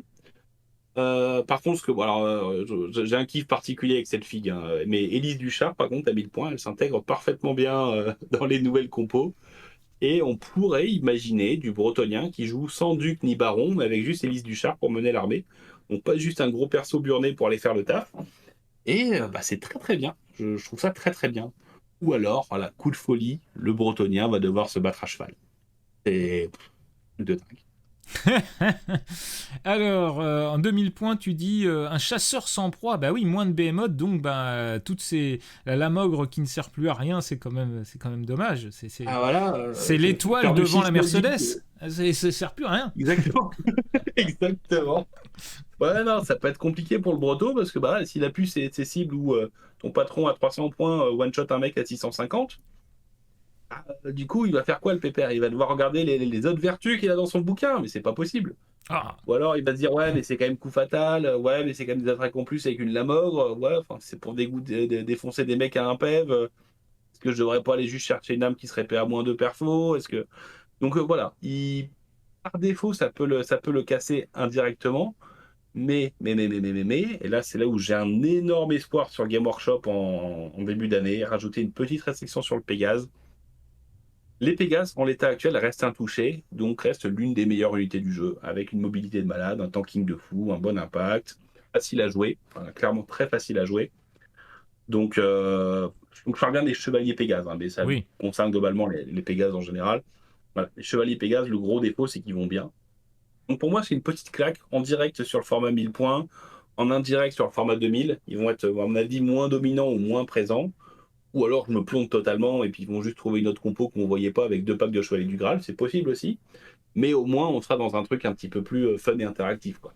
Ouais, tout à fait. Disons que c'est un smiley vers le bas, entre guillemets, mais enfin, ça reste, comme tu le dis, le fer de lance et le régulateur de la méta. Et pourquoi pas, après tout? Pourquoi Mm. pas? Les hauts elfes, tes meilleurs amis. Ouais. Alors, c'est parti. Fin du dragon, Alors, du match dragon, 275 points à poil. C'est plutôt une bonne nouvelle, en fait, je pense. ouais. Il n'y aura plus de dragon à 1000 points. Voilà. Globalement, c'est globalement ce qui ressort du truc. Le Mage Dragon, même la version la plus low cost, c'est 275 points, donc 25 points de trop. Donc même à poil, il ne sera pas là. Les dragons stellaires, on peut parler du 2000 points. Tu peux toujours jouer un prince sur stellaire qui aura sa save à 2+, son invue à 5 et sa régène à 5. Par contre, si tu lui mets une arme lourde, une lance de cavalerie, c'est 501 points. Ah, c'est pas de bol, hein. Des fois, tu te demandes pourquoi il y a des armes qui valent 4 points d'un côté, 3 points de l'autre. Ou des fois, tu dis que le destin était plutôt pas dégueu. Donc, ouais, soit il se battra avec une hallebarde, auquel cas il aura juste une save à 3+ au close, et ça change beaucoup de choses. Soit il se tapera à l'arme de base, il aura la relance de son arme d'Itilmar, il sera content. Bah ouais. Mais sache que je le faisais, moi, sur le... parce que je voulais pas bourriner avec justement le griffon. Enfin, voilà. Et ça fait le boulot. Enfin, je veux dire, c'est pas ultra... voilà. C'est pas game breaker, mais ça fait le boulot, ça redirige, ça envoie. Tu travailles autrement ton truc. C'est plus j'y vais, je le tue, je fais un 6, le mec est mort, blablabla. Non, c'est fini. Enfin, je veux dire, c'est plutôt bien. Moi, je suis content. Et pourtant, je suis joueur au Elf. Mais je suis plutôt satisfait qu'on passe sous ces trucs-là. Alors, le double dragon restera possible. Par contre, l'impact sera grandement réduit. Oui. On pense notamment au level 4 sur dragon, à jouable, mais du coup, ça sera un dragon avec endurance 5, save à 4 et régène à 5. Bon, il a le nom de dragon, mais ça s'appelle un griffon, quoi. Ben voilà, exactement, comme tu le dis. Donc, le level 3 là où sur ça va Phoenix. influencer... Mais ouais, le level 3 sur Phoenix, il était trop fort aussi, je pense. Mais à 1000 points, voilà. Ouais. Enfin, tu l'as pris d'ailleurs à Angoulême, le level 4 oui. Phoenix, domaine de l'illusion. Doppelganger et tout, non, c'était un cauchemar. Ouais, c'était assez fun. Bah là, voilà, l'archimage piéton à 1000 points sera sortable en level 3, donc plus en level 4, hein, on l'a dit, hein, level 4 sera pour les formats de 1000 points. Et bah le level 3 sur Phoenix, c'est 375 points de base. Donc vous allez le voir, mais à 2000 points. Vous le verrez plus à 1000 points. Et je pense que c'est vraiment très très bien aussi. Alors, bien sûr, évidemment, nous, on a l'armée du d'Oelf du studio qui arrive actuellement, qui a un perso sur Dragon, un noble sur Dragon et un archimage sur Phoenix. Armée magnifiquement peinte par Crush, hein, de Crush and Brush. Donc, bon, ça, on lui fera un petit rajout, il peignera 2-3 figues en plus pour compenser les nerfs du format. Mais voilà, des bonnes choses, vraiment des bonnes choses. La haute magie, un level 4 de haute magie ou l'illusion à 1000 points, c'était vraiment beaucoup trop fort. Vraiment beaucoup trop fort. Alors en plus, il était sur monture. Ouf. Je plus sois. Je plus sois. On passe aux elfes sylvains. Alors, ça c'est typique. C'est un mystère pour moi, les elfes sylvains. Quoi, les zadistes? Qu'est-ce qui te perturbe? Bah, j'en ai une armée. J'adore les figues, patati patala. C'est pas une armée qui sonnait comme forte. Et pourtant, on la voyait. Et, alors en 1v1, je pense que c'était pas très très fort, mais à chaque fois qu'on l'a vu, soit en petit format, soit sur des formats de V2, elles étaient vraiment très fortes. Une bonne armée, hein. L'Elfe Sylvain est une très bonne armée. J'ai même oublié le win rate, mais mon avis. Bah, c'est une armée qui a surtout beaucoup choqué en début de The Old World avec les 3 unités de sort des épines pour spammer les vortex, les boules de feu. C'est ça. Donc voilà, qui a vraiment cassé. Oui, bon, au final, maintenant, on a commencé à trouver les contres en se disant, bah, en fait, il suffit que je tire dessus et ça meurt ce truc. Ah, c'est bien ça, je vais faire ça. Et ouais, alors à 1000 points, c'est là où ils vont être tristes, c'est justement sur le format 1000 points. Ils ne peuvent plus mettre de vénérable, bon, de dragon, voilà, comme tout le monde, mais ils peuvent plus mettre de vénérable. Le vénérable, même à poil, est plus cher que ça, il est à 275 points de base. Donc voilà, la fin de Sylvebarbe à 1000 points en Elfe Sylvain, donc on les rendra un petit peu tristes. Par contre, bah voilà, ils ont toujours accès à leur level 3. Ils ont plus accès au level 4, certes, mais ils ont toujours accès à la haute magie à 1000 points. Donc 3 levels de haute magie, ça reste très très très très fort. Et surtout, bah, les points qu'ils économisent sur les persos, ils vont mettre plus de tirs, ils vont mettre un pack de sort des épines en plus. Bon, globalement, ils vont très très bien à 1000 points, les futiles, on va pas se mentir. À 2000 points, leur dragon, donc le patron sur dragon qu'on voit le plus, c'est-à-dire arme lourde, -1 pour être touché en défi, -1 en CC en unité et l'invue à 5, il est à 489 points. Donc lui reste tout à fait jouable à 2000 points en l'état. Et bah surtout, comme il y a moins de gros tours en face très tanky, bah lui il va être capable de jouer un petit peu plus son truc. Alors c'est un dragon qui est intéressant parce que son impact offensif est pas énorme comparé aux autres patrons qu'on a eu par le passé. Par contre, c'est un patron qui est défensif, qui va aller chercher le défi, qui va temporiser, qui va emmerder, et qui va, grosso modo, tout son impact de corps à corps va jouer sur le piétinement. Donc c'est assez intéressant que lui soit pas infecté, un petit peu comme affecté, pardon, un petit peu comme l'elfe noir dont on parlera tout à l'heure. Donc il est assez content qu'il y ait moins de gros tons en face, que pareil, hein, gérer les gros tons avec de la flèche, c'était un petit peu long. Ah, là, ils seront un petit peu moins tanky, ils auront peut-être plus une 3, une 2 plus, mais une 3 plus. Donc là, d'un seul coup, on peut dire, bah, les petits tirs empoisonnés, l'air de rien, ça va commencer à faire 2-3 PEV, 2-3 PEV. Ils arrivent à le temporiser avec mon dragon, etc. Donc même dans des match-ups un petit peu compliqués, il va être très bien. Le spam des sorts des épines n'est pas affecté. Est-ce qu'ils subiront, comme les Pégases, un nerf, une restriction ou autre, enfin, en tout cas comme les Pégases, comme je l'espère pour les Pégases? C'est possible, à voir s'il n'y aura pas une limitation sur les unités de spécial qui arrivera ou pas, ou alors qu'ils vont laisser le jeu comme il est en disant que les joueurs vont se réguler eux-mêmes.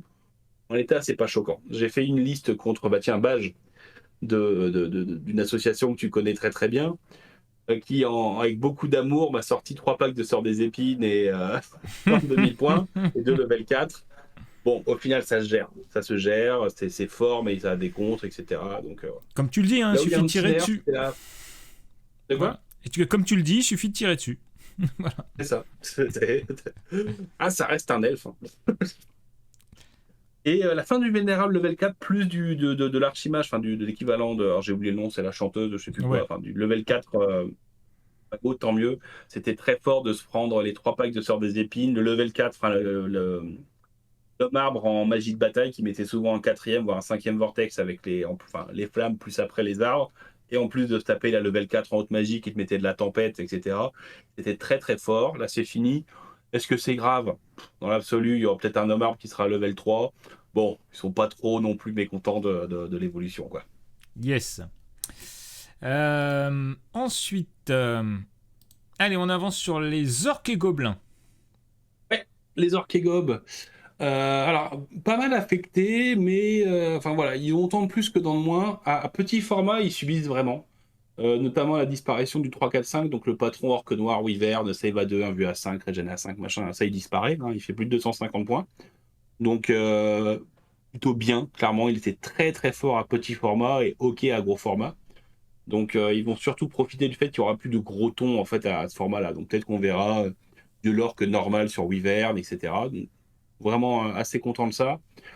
Surtout la fin du spam de level 3+, ou même le spam de level 4 qu'on avait, de la même manière qu'on avait en Empire, quels que soient les formats. Ok, c'était fort, on avait compris.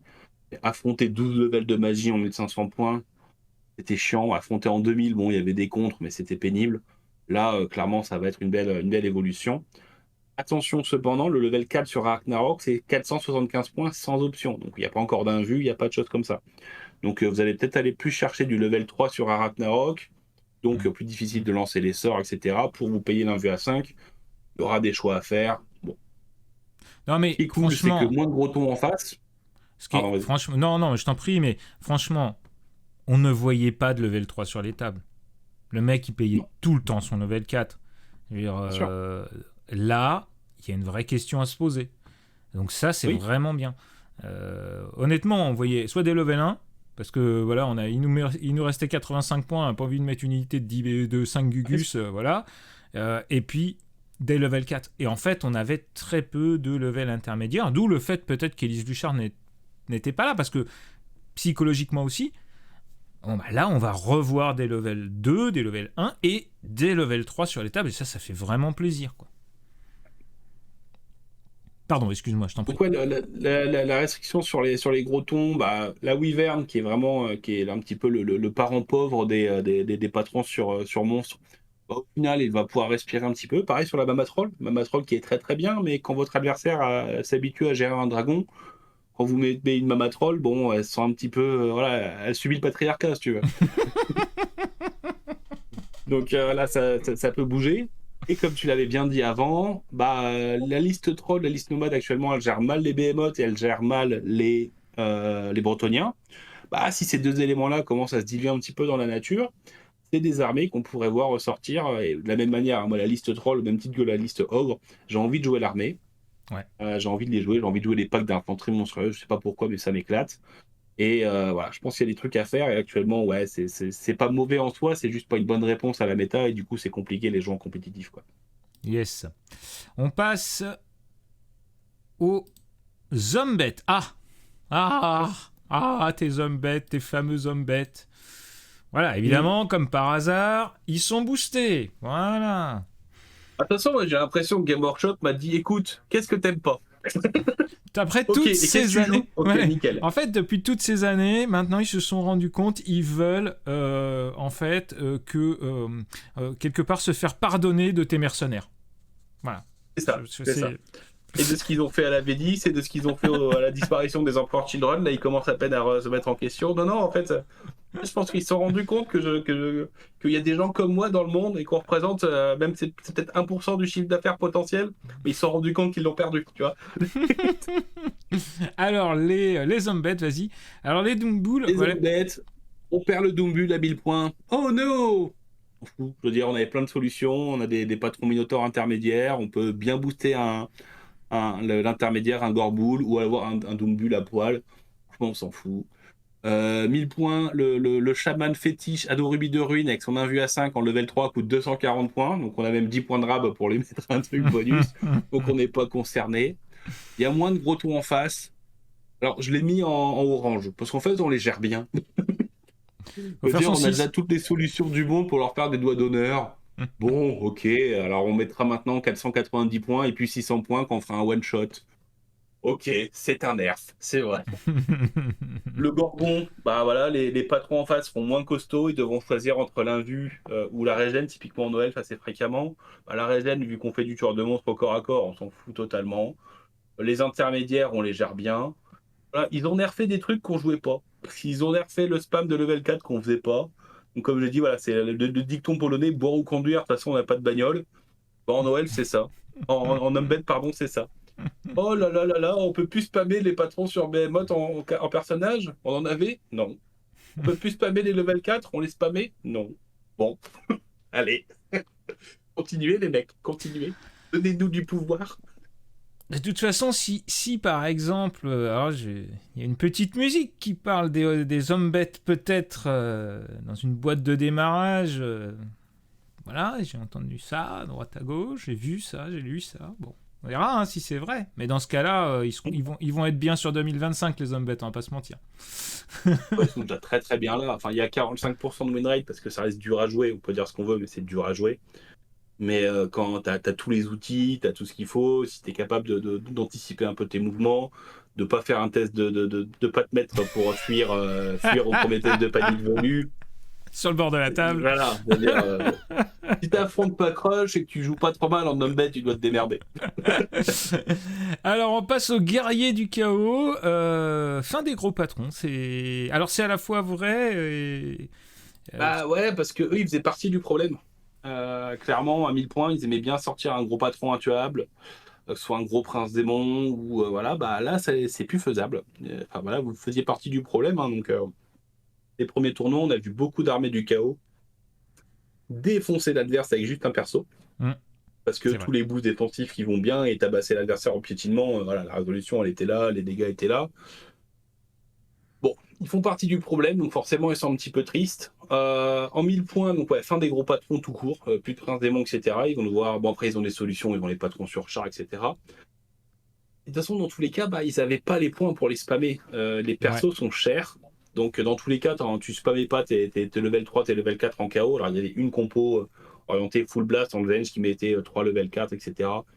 C'était compliqué à jouer, c'était pas efficace. Le moindre fiasco, t'arrêtais ta phase et t'avais plus puissance plus puissance dans ton armée. Bon. Dans tous les cas, il y aura moins de spam. S'il y a moins de spam, bah, les duels de personnages sont souvent en faveur du guerrier du chaos, parce que ces personnages sont meilleurs. C'est pour ça qu'ils les payent plus cher. La poupée infernale, en effet, va plus affecter 2 ou 3 level 4 en face, mais on affectera le seul level 4 qu'il y aura en face. Donc le boulot sera fait, sera plus simple à positionner. Comme on aura moins de gros en face, peut-être que des armées comme les loups de mer vont pouvoir être mis un peu plus en avant, hein, vu que bah, voilà, tu vas pas chercher ton dragon quand tu joues loup de mer, tu vas chercher un prince démon à l'intermédiaire, mais tu sais que bah, quand tu devais te taper la doublette de dragon ou des choses comme ça, c'était chiant. Bon, bah là, c'est plus le cas, donc clairement, ça va être positif. Par contre, ouais, le gros défaut, c'est qu'en 2000 points, là, je suis le premier concerné, hein, mon armée du chaos est menée par un level 4 sur dragon de Slanesh. Donc autant dire que je suis tout triste. Bah, c'est plus possible. Un level 3 à poil ou un seigneur de chaos à poil sur un dragon, c'est 480 points. Donc il vous reste 20 points pour mettre de l'objet magique, du truc, là où avant vous aviez quasiment 200, encore 250 points de stuff, entre les points d'armure, de bouclier, d'armes, les dons du chaos et les objets magiques. Bah voilà, votre figue elle va coûter facilement 200 points de moins qu'avant, parce que vous n'avez plus que 20 points au lieu de 200 points à mettre, quoi. Donc voilà, ça va être un gros nerf. Moi j'ai mon pépère sur Dragon, ouais, je sens qu'il va peut-être plus voir les games en dehors du narratif à 2500 points ou à 3000 pour le moment, quoi. Oui, mais... Donc voilà, non, mais un moi peu des opportunités qui s'ouvrent, mais pas mal de grosses portes évidentes qui se ferment. Ouais, mais je trouve que c'est intéressant parce que du coup, tu mets ton pépère sur Dragon, bicéphale ou sur Dragon, enfin bref. Il va avoir un impact au corps à corps parce que ça reste un dragon, c'est-à-dire que bon, piétinement, ceci, cela, mais si le mec d'en face. Oui, il est plus intuable. Voilà, c'est ça. Et si le mec en face, eh bien, il te sort une figurine qui vole de type griffon, bah là tu vas pouvoir te poser des vraies questions parce que lui avec la différence de prix il sera stuffé, donc ce sera la différence entre le mec qui a la bagnole full kitée full voilà ou le mec qui a la voiture d'origine. Il a la voilà, c'est soit la BM d'occasion quittée, soit tu vois t'es un peu comme dans c'est un peu comme dans Gran Turismo, bah voilà, au choix. Donc non, je trouve ça plutôt intéressant, ça ouvre les possibilités de jeu, c'est vraiment bien, franchement. Oui. Les rois des tombes. Les rois des tombes, eux, bah ouais, un peu compliqué. 1000 points, fin du dragon, comme tout le monde. Ils ont toujours, format 1000 points, la potentialité de mettre l'arche en support et puis le level 3 de base, que c'est un petit peu différent. Mais Ok, why not? Un format 1000 points, en tous les cas, le roi des tombes n'était pas forcément le plus à l'aise, parce que bah, c'est du mort-vivant, c'est souvent très compliqué de défendre ton général ou ton hiérophante en undead. Donc bah, quand ça te tombe sur la tronche, bah voilà, t'es souvent vraiment puni, et là, ouais, le fait qu'ils aient plus de level 4 à 1000 points, ça va changer des choses. Euh, Ce qui est ok pour eux, alors ni un plus ni un moins, c'est qu'il y aura moins de gros tons en face. Ils le géraient déjà assez bien avec des combos sur le commandement, avec le fait d'être mort-vivant, c'est-à-dire oui, ton dragon, ouais, bah, je lance un défi à avec mon champion squelette. Oui, bon, tu l'as tué, je perds 5 copains derrière. Ok, bah, je relève le champion, bah, redéfi. Ouais, ok, super. Ah, tiens, maintenant j'ai un deuxième pack qui arrive sur le flanc. Voilà, maintenant ça sera pendant ton tour, tu tueras le champion de telle unité. Pendant mon tour, tu tueras le champion de telle unité. Voilà. Donc voilà, il y avait déjà beaucoup de solutions, sans même parler de toutes les solutions de coup fatal, hein, le scorpion qui est fantastique, hein, le petit 6 magique qui va bien, la liste, encore une fois, qui joue de l'élémentalisme et qui fait 120 tirs empoisonnés par tour, en faisant du maintien et tir avec toutes les figurines. Enfin voilà, il y a énormément de blagounettes faisables en roi des tombes pour gérer les gros. Donc au final, qu'il y en ait moins en face, ah, peut-être que c'est une liste qui justement est actuellement bien te fait en termes de win rate, qui est dans le haut du panier parce qu'il y a ces adversaires-là, et ces adversaires-là sont assez bien contrés par les compos des rois des tombes. Voilà. Est-ce que c'est pas, ça, pas un petit peu l'effet inverse de l'orque et gobelin qui va remonter par rapport au nerf, et eux qui vont baisser un petit peu? Notamment, roi des tombes contre orque et gobelin, c'est pas forcément fantastique comme match-up, donc ça peut être intéressant. Absolument. La vraie perte, c'est le culte mortuaire, donc qui joue que des magos. Alors, que des magos, pas des magogistes, hein, on parle pas de politiciens, on parle bien de que des mages de femmes de level 4. La liste standard va perdre un level de magie. Bon, c'est pas catastrophique. Voilà, c'est pas Non. catastrophique. C'est dans les formats intermédiaires où il y aura plus de level 4 avant un format 2000. Là, ouais, ça retire un petit peu d'intérêt à l'armée. Elle peut toujours faire plein de trucs. Elle peut spammer, sacrifier des figurines pour avoir des buffs, etc. C'est ok. Bon, je pense que globalement, voilà, les rois des tombes sont faits pour tanker dans le temps. Il n'y a pas de souci, leur bouquin est suffisamment solide pour le faire, comme dans le lore. Voilà. Ça fait des milliers d'années qu'ils sont là. Ils seront là, pour mon avis, pendant encore pas mal de temps, quoi. Yes. Les nains du chaos. Encore les nains du chaos. Mais c'est pas vrai. Et c'est encore, et t'es encore content. Mais je comprends pourquoi Eh tu m'as oui, demandé ce matin qu'on fasse cette review. Parce qu'en fait, t'es content. j'aurais tout à gagner à dire ah non les gars, je sais pas, je me sens vraiment nerfé, ça va être tellement dur de faire des listes dans cette nouvelle méta. Non, faut être honnête, le format enfin en fait moi le format jouer des dragons ça m'emmerde. Même je le fais là on le fait sur la chaîne, on fait des rapports de bataille pour montrer qu'il y a des contres, etc. Mais qu'est-ce qu'on s'emmerde, enfin personnellement, hein, il y a des joueurs que ça éclate. J'ai toujours pas trouvé de plaisir à jouer un dragon, que le jouer. Alors à l'affronter c'est cool que tu sors des tricks pour essayer de le bloquer, t'essayes de voir si ça passe, etc. Et c'est un effort intellectuel, la notion de plaisir elle est pas là. Alors là quand il y a Game Workshop qui me dit ouais bah tu vois ce que t'aimes pas, bah on trouve aussi que c'est pas bien. Ah merci les mecs. Merci. Donc, Comme ouais, quoi, donc comme voilà, quoi, bah, t'es fin quand des même gros en face. corruptible. Comme quoi, il suffit de te faire plaisir, en fait. Ouais, exactement. Bah, faites-moi plaisir et je suis un mec heureux. Alors, par contre, je reste moi-même. J'ai toujours pas mis 1 euro chez Game Workshop, malgré The Old World. Je reste toujours full PDF et impression 3D. Je suis pas rentable pour eux. Donc, à mon avis, ils me font plaisir pour rien, mais j'apprécie le geste. T'avais pas commandé des trolls? Et trolls? Non? Quoi? Non, je croyais. Ah non, si j'ai des trolls, on va utiliser ceux de Proxy War de la game Seigneur des Anneaux qu'on va rescale. D'accord. Bon, bah, mais vous Ah nous non. oublierez pas de nous dire quand ils seront disponibles à la bonne taille, alors. Ah bah, j'ai des trolls avec des têtes de gobelins. Elles sont... Oh là là là là. Bon, bref. Euh, Du coup, ouais, donc fin des gros tons en face en petit format, moins de gros tons en face à gros format. Dans tous les cas, on est un nain, on n'aime pas quand ça vole et que ça court trop vite. On avait des solutions pour les déboîter, hein. On avait des bonnes machines de guerre, on avait de la bonne temporisation, on avait des persos bien tanky pour énerver l'adversaire. Ok, mettez-en moins, on sera encore meilleur. Allez-y, nerfez-vous. Le gros défaut à 1000 points, on perd le level 4 monté. Enfin, on perd le level 4 tout court et on perd le level 3 monté. Bon, en même temps, à 1000 points, c'était pas super fun pour l'adversaire, on va pas se mentir. Clairement, quand les joueurs jouaient contre un perso sur la massue, ouais, c'était frustrant parce que le perso était fort, mais en soi, bah, il est quand même gérable. Tu peux le saturer au tir, tu Hmm. peux trouver, t'as des solutions pour le tomber. Et entre ça et affronter un dragon à la partie suivante, bizarrement, le choc post-traumatique était plus sur le dragon que que sur le nain avec son taureau géant. Mais bon, voilà, c'est pas fait. Et puis à 2000 points, le level 4 surbuffé sur la massue, il vaut moins de 500 points. Donc encore une fois, pas concerné par les restrictions. Ben voilà, c'est ça. Connais. C'est la chute. Alors, démon du chaos, tiens, alors je voulais t'attendre là-dessus parce que pour le coup, j'avais un petit doute sur. C'est toujours le démon, c'est toujours un petit peu compliqué parce que comme il est dans bien des versions, ils sont bon, mal considérés, on va dire. Là, c'est cool. Il y a que du vert. Alors, dis-nous ça. Alors, il y a un petit peu d'orange, c'est que, et c'est uniquement pour emmerder Docteur Fetus qui a fait son bon score à Angoulême, fini les gros à 1000 points. Ouais. Puis il n'y a aucun démon majeur qui vaut moins de 250 points, donc en gros ça veut dire bah vous n'en jouez pas. Et le prince démon est à 220 ou 230 points à poil. Donc en gros, bah, si vous en sortez un, bah, il n'aura pas forcément d'aile, ou il n'aura pas forcément les objets magiques, ou pas forcément les niveaux de magie en face. Donc voilà, ça va être un petit peu compliqué, mais en fait, c'est un truc de dingue que les joueurs démons ont peut-être oublié, mais ils ont des héros en fait dans leur bouquin. Il y a des pages en fait entre le démon majeur, le prince démon et les entrées de base. Euh, Ils peuvent les utiliser. C'est un petit peu fifou, c'est un petit peu original, mais voilà, Et c'est à c'est prendre en surprenant. compte. Et c'est surprenant. Très surprenant. D'autant plus que la plupart du temps, ils ont exactement la même gueule que les autres figurines, ce qui fait que tu les repères pas. C'est ça qui est terrible. Oui, mais encore une fois, tu vois, Phil, ils vont pouvoir prendre les boîtes, tu sais, les boîtes de héros, là, les bandes De Warhammer Warhammer, c'est quoi, Underworld. de Underworld? Ouais, bien sûr. De Overlord, avec X% chez ton partenaire sur My Hobby Place, avec une partie qui repart à la chaîne. Et donc, ils vont pouvoir avoir des héros magnifiques pour répondre à cette évolution de la méta.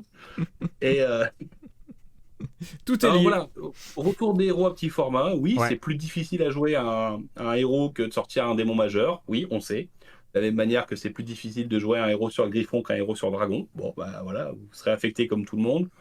Dans tous les cas, vous aviez rarement les points pour les spammer. Alors, il y a quand même un truc à voir. Les armées de Zench avaient beaucoup de ces deux persos level 3 dans les unités. Les champions incendiaires, des choses comme ça. C'est plus dur de les jouer. Et encore, je suis pas vraiment sûr qu'il y avait plus de deux level 3 et un level 4 en 2000 points. Donc au final, je pense que ça va grandement. Ils vont surtout profiter. C'était une armée qui galérait malgré tout à gérer les gros tons adverses. Mm. Parce que bah, tu avais souvent des solutions anti-monstres qui marchaient très bien sur le buveur de sang, sur les choses comme ça. Et comme tu avais souvent une arme magique, bah, l'air de rien, c'était assez douloureux.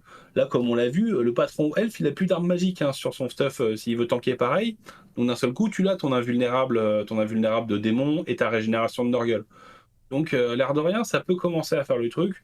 Et puis dans ce cas-là, bah, dans un monde où il y a moins d'armes magiques sur les dragons ou moins de solutions anti-monstres, les persos sont les duels de persos, comme pour le chaos, et souvent en faveur du démon.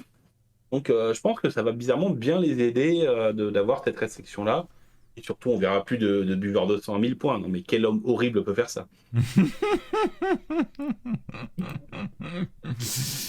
On passe, si j'arrive à cliquer, voilà, on passe au Skaven. Alors, les oubliés, si j'ose dire. Alors, AOSV4 versus The Old World. Est-ce qu'il y a un hasard? Peut-être pas. Mais qu'est-ce que tu peux nous en dire? Là, toi, t'es content. Le Skaven a un défaut principal, c'est de ne pas gérer les behemoths surboostés. Bon bah Game Workshop a dit il y en aura moins, il y en aura plus. Selon le format. Oh bah nickel. Un prophète gris sur cloche avec 100 points d'objets magiques. Donc le maximum que tu peux payer, c'est 500 points tout pile. Donc ça passe en 2000. Donc ça, c'est cool.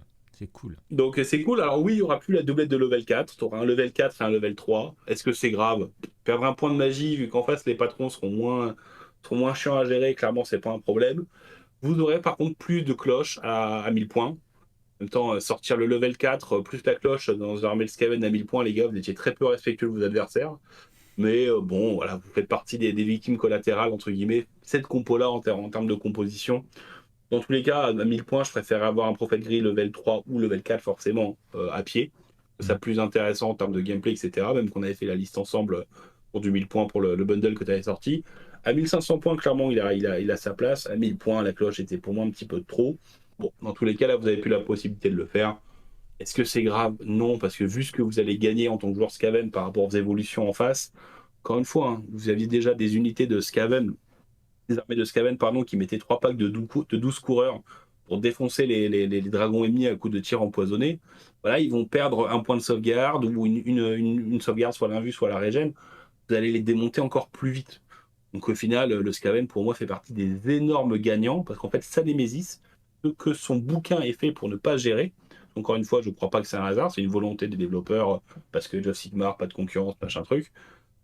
Voilà, c'est le truc que vous gérez le plus mal vient de se prendre un énorme coup de patate derrière l'oreille. Voilà, il n'y a aucune raison pour... Là, le Skaven à 2000 points, enfin, si vous voulez voir, faire plaisir à des joueurs Skaven en voir, du format 2000 points, et là, les mecs vont commencer à s'amuser avec ces restrictions, quoi. Yes, tout à fait. On va les voir sans doute remonter et on va les voir plus présents, ce qui fait bien plaisir. Les elfes noirs, là encore, une faction que tu apprécies, et là encore, un smiley. Non mais c'est insupportable. Après, j'apprécie les exilés, pourtant, ils ont pris un nerf, hein. Oui, oui, oui. Donc ouais, le format 1000 points, la fin du dragon en 1000 points, il avait rien à foutre là, ça tombe bien, hein. Par contre, on pourra se poser la question du patron sur Manticore. On va pouvoir voir Exact. les seconds couteaux apparaître, comme tu avais parlé du Griffon, etc. Bah voilà, des persos un petit peu intermédiaires faire leur boulot. Alors, ouais, la restriction, plus de level 4 en 1000 points, et le fait de pouvoir jouer qu'un seul pack. En tous les cas, c'était rarement spammé, parce que les persos sont assez chers et instables au niveau des sorciers. Donc au final, voilà, c'est un nerf, mais encore une fois, ça les embête moins que d'autres armées. Moins de gros, ça veut dire moins de chasseurs de gros potentiels, donc un boost intermédiaire de l'hydre et de la Charybdis. C'est très très bête, mais ça joue aussi, hein. Mm. Autant vous avez des listes où vous allez pouvoir spammer les monstres, et donc dans ce cas-là, voilà, le chasseur de monstres va être un petit peu débordé. Autant là, si on en voit moins, peut-être que l'évolution de la bêta permettra de plus profiter de certaines entrées. Et encore une fois, le hasard total, le patron elfe noir que je considère comme le plus OP, qui est sur Dragon, qui a son bouclier de Gronde, donc qui fait moins 1 en force d'attaque qu'il touche, le Kaelet, donc l'invulnérable à 5 qui passe à 4+, contre les attaques de force 5 ou plus, avec sa lance de cavalerie et son armure de plate, c'est 500 points tout pile. Ouais, non mais voilà. Et con, c'est 501 en no-elf. Ouais, c'est ça, ouais. Ouais. Décidément. Ça passe à travers les flammes, ça aussi. Bon, Ouais. le double level 4, en tout cas, il saute. Et, voilà. Ouais, il saute. Bon, après, vu que tu peux toujours jouer ton patron sur Dragon, sans aucun... Allez, tu perds la cape en pot Dragon des mers. Bon, voilà. Pas trop grave. Tu restes sur une 3+ au tir et pas une 2+. Ok. Tu as toujours ton level 4 sur Pégase qui peut traîner à côté. L'elfe noir, globalement, n'est pas impacté en son sein, mais les unités qui étaient bons contre lui vont prendre un nerf. Donc, très très bien, très très positif, quoi. Yes. Ensuite, nous avons les hommes lézards. Ça fait plaisir de les voir avec un smiley. Ouais, alors Smiley 2000, hein, à 1000 points, clairement, c'est encore plus chiant de les jouer qu'avant. Ah, bah oui. Notamment, ils ont toujours l'attaque Saurus, hein, donc l'attaque Saurus, c'est 100 et quelques points, alors même plus, 120 ou 140 points.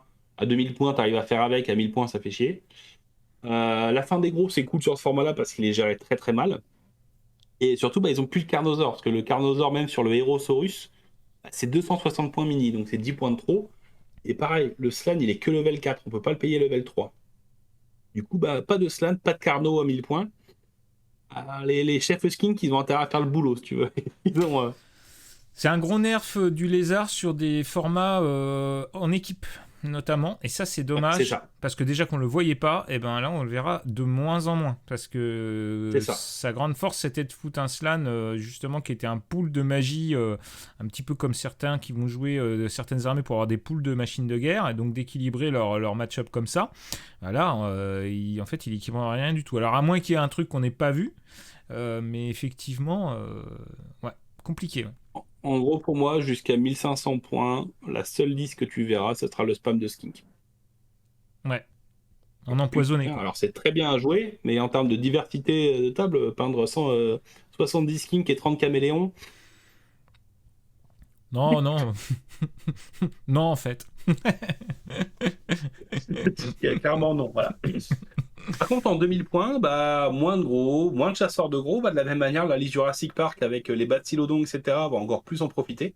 Donc un bon nerf indirect. Un Slan Buffet, bah, c'est moins de 500 points. Hein. Donc bah, lui, vous pourrez toujours avoir votre Slan éthéré, grande bannière, bannière de guerre, sans point d'objet magique. Ça passe. C'est le paradoxe. C'est le paradoxe. Voilà. Et 0-1 level 4 pour 2000 points. Bah, ça tombe bien, on a 0-1 Slan dans l'armée. Donc, on n'avait pas de doublette de grenouille, bah, on en aura qu'une, comme avant. Donc, pas concerné à format 2000, des boosts indirects, et par contre, ouais, le format 1000 points qui va être pénible, encore plus pénible qu'avant pour l'homme lézard.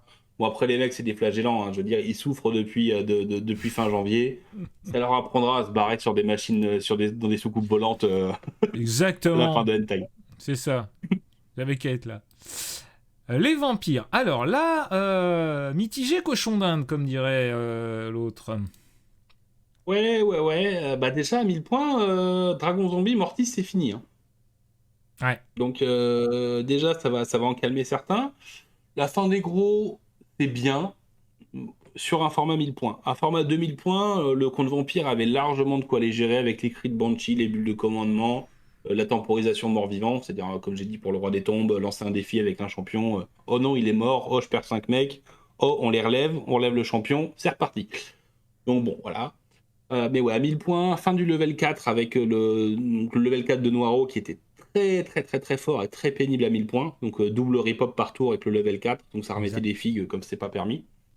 Minimum 10 figues par tour donc sur son pack, donc vraiment très fort. À 2000 points, on aura la fin du double level 4, c'est vrai, mais on garde la possibilité de faire un double Mortis par rapport au nombre de points. Donc au final, un level 4 et un level 3 sur Mortis, est-ce que c'est vraiment très grave? Dans tous les cas, vous allez mettre quelques charrettes avec des bourdons pour avoir des bonus pour lancer les spells ou faire du repop. Ça sera largement compensé. Voilà. Clairement, on sort la solution de facilité, le level 4 à 1000 points, mais on gagne pas mal de possibilités. Et là où les gros adverses sont moins pénibles, au final, on les gérera de la même manière, en ignorant totalement les sauvegardes, des trucs comme ça. Donc, ça va passer assez crème. Yes. C'est bien le Portugal, hein, mais il fait chaud, mais du coup, t'as encore des mouches. Alors que chez nous, là, depuis qu'il fait 3 degrés le matin, il n'y a plus de mouches. Ah ouais.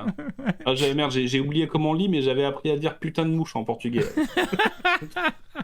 Alors, à noter quand même que ça va peut-être aussi inciter les joueurs vampires, notamment un petit format où ils étaient déjà en difficulté, hein, on va pas se mentir, sauf à jouer beaucoup de ghouls, à jouer un petit peu plus éthéré. Parce que pour le coup, on voit très peu d'éthérés. Enfin, moi, en tout cas, je vois très peu d'éthérés du côté des vampires.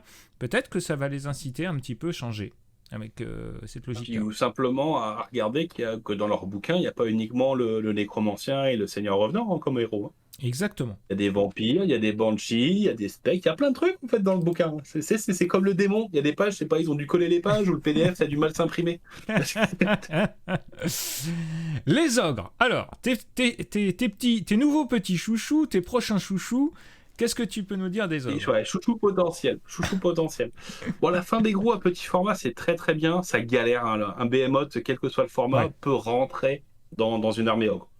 Le tyran est bon, mais pas si bon que ça. Quand tu veux le mettre sur Mastorok, t'es un dragon en moins bien. Donc les solutions de dragon de défonce pareil. Alors oui, tu gagnes un PEV sur les dégâts multiples, c'est vrai, mais bon, c'est pas fantastique quand tu te prends un coup fatal. Ça manque un petit peu de solutions pour réagir à ça. Donc voilà, ça va en profiter. Ce nerf potentiel va jouer sur la fin des gros et sur la diminution des gros à 2000 points. À 1000 points, le tyran sera à pied. C'est fini d'avoir un tyran monté. Donc ça, c'est un très gros nerf sur le format 1000 points. Bon, après, voilà, de la même manière, alors c'était moins impactant qu'avoir un dragon à 1000 points, mais clairement, le tyran sur Mastorok à 1000, Ouais, mais en même temps, tu mettais tous tes œufs dans le même panier. Et c'est là encore oui. dans ce qu'on disait au début de la vidéo, c'est-à-dire le fait que souvent il y avait un point de bascule dans les parties à cause des ogres, enfin à cause de la manière dont les gens faisaient leur liste. Je pense que en définitive, c'est un mal pour un bien. C'est-à-dire qu'on va gérer différemment. Par contre, en 2000 points, le tyran sur Mastorok, il fait moins de 500 points, donc il sera toujours équipable comme on a envie de le faire, etc. Voilà. À 2000 points, il a sa place. À 1000 points, il n'avait clairement pas sa place. C'est assez cohérent. Je suis On pourra même se poser la question, est-ce que le tyran à pied aura pas sa place aussi à 2000 points avec des évolutions, des listes ogres, etc. À voir. À 1000 points, pareil. Bon, après, de toute façon, dans tous les cas, le petit format pour de l'ogre, c'est compliqué, mais le level 3 à poil, c'est 230 points. Donc, il n'y aura pas d'invue, il n'y aura pas forcément les bons objets magiques, pas le livre de cuisine à fling. Ça peut être un peu compliqué. Bon, bah, en même temps, est-ce qu'à 1000 points, un ogre mago, ça a sa place? Bah, on peut prendre un level 2 ou un Fire Belly, hein, qui est très très bien, sur ce format-là. Voilà, ça va obliger à jouer d'autres choses. Et pareil, à 2000 points, la doublette de level 4, qui était assez fréquente. On voit plus de doublettes de level 4 que de tyran plus level 4. Bah, c'est fini. Est-ce que les joueurs vont jouer level 3, level 4 ou remettre un tyran à côté? Bah, ça va être des choses positives. En tous les cas, s'il y a moins de gros behemoths et moins de chasseurs de monstres, ça sera vraiment très positif pour l'ogre. Donc voilà, ils vont pas se plaindre. Yes. On passe à la... Eh bien, c'était notre dernière armée, pardon. Oui, notre conclusion. Alors, si ça te dérange pas, moi, je vais te donner ma conclusion.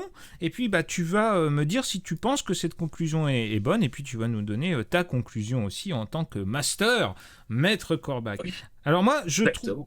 Les deux choses que je tire de cette review qui était fort intéressante, et je t'en remercie d'avoir fait tout ce boulot, c'est que en 2v2, les cartes sont complètement rebattues. Et que ça c'est cool parce que ça veut dire que nous, vous savez, sur la chaîne, on va en plus l'année prochaine 2025 organiser du tournoi 2v2 sur la même logique qu'Angoulême. Alors bien sûr, ce ne sera pas cette logique de compétition du 1v1. Peut-être certains joueurs expérimentés, je pense à JB, à Julien, peut-être seront peut-être un petit peu déçus, mais en même temps, c'est particulièrement bon pour les primo-accédants, le 2v2, donc ça permet, comme on a pu le voir, que certains viennent avec leur compagne et ainsi de suite, ou que des joueurs qui n'ont jamais fait de tournoi viennent et s'éclatent, et pour aussi le développement du jeu The Old World. Donc voilà, nous on restera un petit peu sur cette logique-là sur nos organisations de tournois, pas que, mais ce sera le cas. Donc là, ça veut dire que les cartes vont être complètement rebattues, c'est cool, on va voir des monstres différents sur table, on va peut-être voir aussi des choses qu'on ne voyait pas du tout, des monstres non montés ou des choses comme ça, et donc moi je trouve que les cartes sont totalement rebattues dans le format 2v2. On va pouvoir repenser en fait nos équipes, nos match-up, et ça c'est vraiment super cool. La deuxième chose qui va un petit peu de pair aussi, je trouvais que notamment dans la construction des listes, même en 2v2, mais dans la construction des grosses listes de 1000 points, la magie devenait de plus en plus prépondérante, et même quand c'était pas forcément très fluff, c'est-à-dire le spam de level 4 notamment, et ainsi de suite. On a vu que le spam de level 4, c'est fini, et aussi qu'on va retrouver des magiciens de level inférieur dans des formats plus petits, et ça fait vraiment plaisir. Donc la magie nerfée, et on rebat complètement les cartes en jeu en équipe. Je trouve ça tout à fait intéressant, et c'est que du bonheur, franchement, que du bonheur. Ah oui, je suis vraiment content de ce qu'ils ont proposé, je suis d'accord avec ta conclusion. Clairement, je pense que, alors au moins pour les tournois français, je sais qu'une partie des tournois inter vont commencer à se poser la question d'appliquer ce règlement, mais je pense que ça serait vraiment une bonne chose que les organisateurs proposent en fait ce format-là. Même à 1005, il est applicable à tous les formats, mais voilà, j'ai déjà dit ce que je pensais du 1005. Sur tous les formats, 1000 points, 1005, 2000, clairement ça fait son boulot. C'est très simple comme construction, il n'y a pas besoin de faire. C'est des mecs de Games qui l'ont proposé. Donc on a entre guillemets cette excuse-là de se dire, écoute, c'est pas moi qui ai fait ça, c'est ce qu'eux proposent pour leur tournoi, donc on va pas commencer à prétendre savoir faire mieux le jeu qu'eux. Ce qui est une preuve d'humilité, et puis aussi un peu de facilité par rapport à toutes les attentes qu'ont certains joueurs de rabattre totalement les cartes, mais ils veulent aller dans un tournoi totalement différent, changer du gameplay, mais en même temps ils veulent faire de la bataille rangée en 2000 points de limite comme à la maison. Ouais. Bon, après il faut savoir ce que les joueurs veulent aussi. Mais ouais, je pense que c'est vraiment très très bien. Clairement, voilà, s'il y a des choses qui sont organisées, quels que soient les formats, il faut pousser pour que ce soit utilisé. C'est plus simple. Je trouve vraiment que la proposition qui est là est plus saine. Alors là, je vais faire WAV fin janvier, qui est un tournoi dans le Nord. Je pense que là, ils changeront pas le règlement, mais ouais, s'il y a d'autres tournois qui se font en 2000 points et qui utilisent le format, ou voilà, du 2v2 qui l'utilisent, je pense que ça peut être vraiment, vraiment positif pour le jeu. Même le skill demandé pour fonder une liste, pas tomber juste dans les automatismes. Et voilà, encore une fois, un Game Workshop, je suis les premiers à en dire du mal sur énormément de sujets. À tort ou à raison, hein, j'ai ma mauvaise foi native, mais il y a des sujets où clairement ils font les choses bien, et là il faut reconnaître que ce qu'ils proposent là, c'est en l'état actuel, hein, il y a peut-être des défauts énormes qu'on n'a pas vus, mais pour l'instant il y a quand même beaucoup de joueurs beaucoup de joueurs très expérimentés qui les ont pas vus, donc c'est plutôt bon signe. Donc voilà, clairement à tester. Ouais, super boulot de la paire de Games, vraiment. Comment dire, là encore, The Old World est une anomalie dans le monde dans le monde de Games Workshop. Donc super boulot. On attend bien sûr la fac janvier, hein, c'est ça? C'est janvier, on verra, hein, peut-être que ça sera pas du tout appliqué et que, enfin, mon rêve c'est qu'ils l'appliquent, qu'ils le mettent dans la fac, en disant voilà, maintenant une armée c'est ça. On verra, mais de toute façon, oui. On aura certainement une discussion, toi et moi, quand on aura des infos par rapport à ce qui se passe en termes financiers sur quand ils feront leur comment ça s'appelle, leur compte rendu là, qu'ils donnent en fin d'année normalement.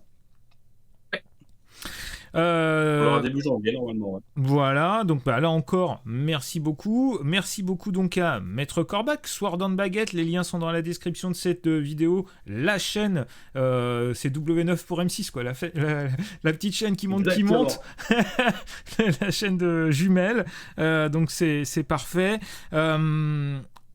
On remercie nos partenaires tout autour de nous. Rappelez-vous, si vous avez aimé cette vidéo, n'hésitez pas à mettre un petit pouce en l'air, à vous abonner à la chaîne. Vous pouvez la soutenir par son Tipeee, les liens sont dans la description. Et puis, vous avez plein de partenaires autour de nous, donc vous avez des avantages quand vous êtes tipeur. Et accessoirement, chez MyHobbyPlace, quand vous créditez la chaîne, c'est 5% qui reviennent de sous à la chaîne. Donc ça fait vivre la chaîne clairement. Et chez Forge 3D, c'est 10% pour vos impressions 3D, vos achats en impression 3D. Et puis les autres partenaires, ProxyWar bien sûr, la boîte à Rabio, Stratemat et ainsi de suite. Et bien sûr Torek Wargame Accessories.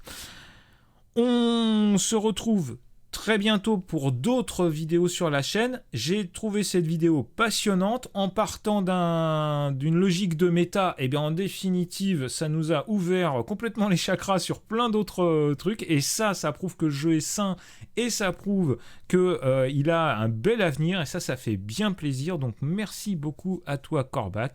On se retrouve très bientôt. N'oubliez pas Sword and Baguette. Et d'ici là, n'oubliez pas que sans maîtrise, Chagat n'est rien.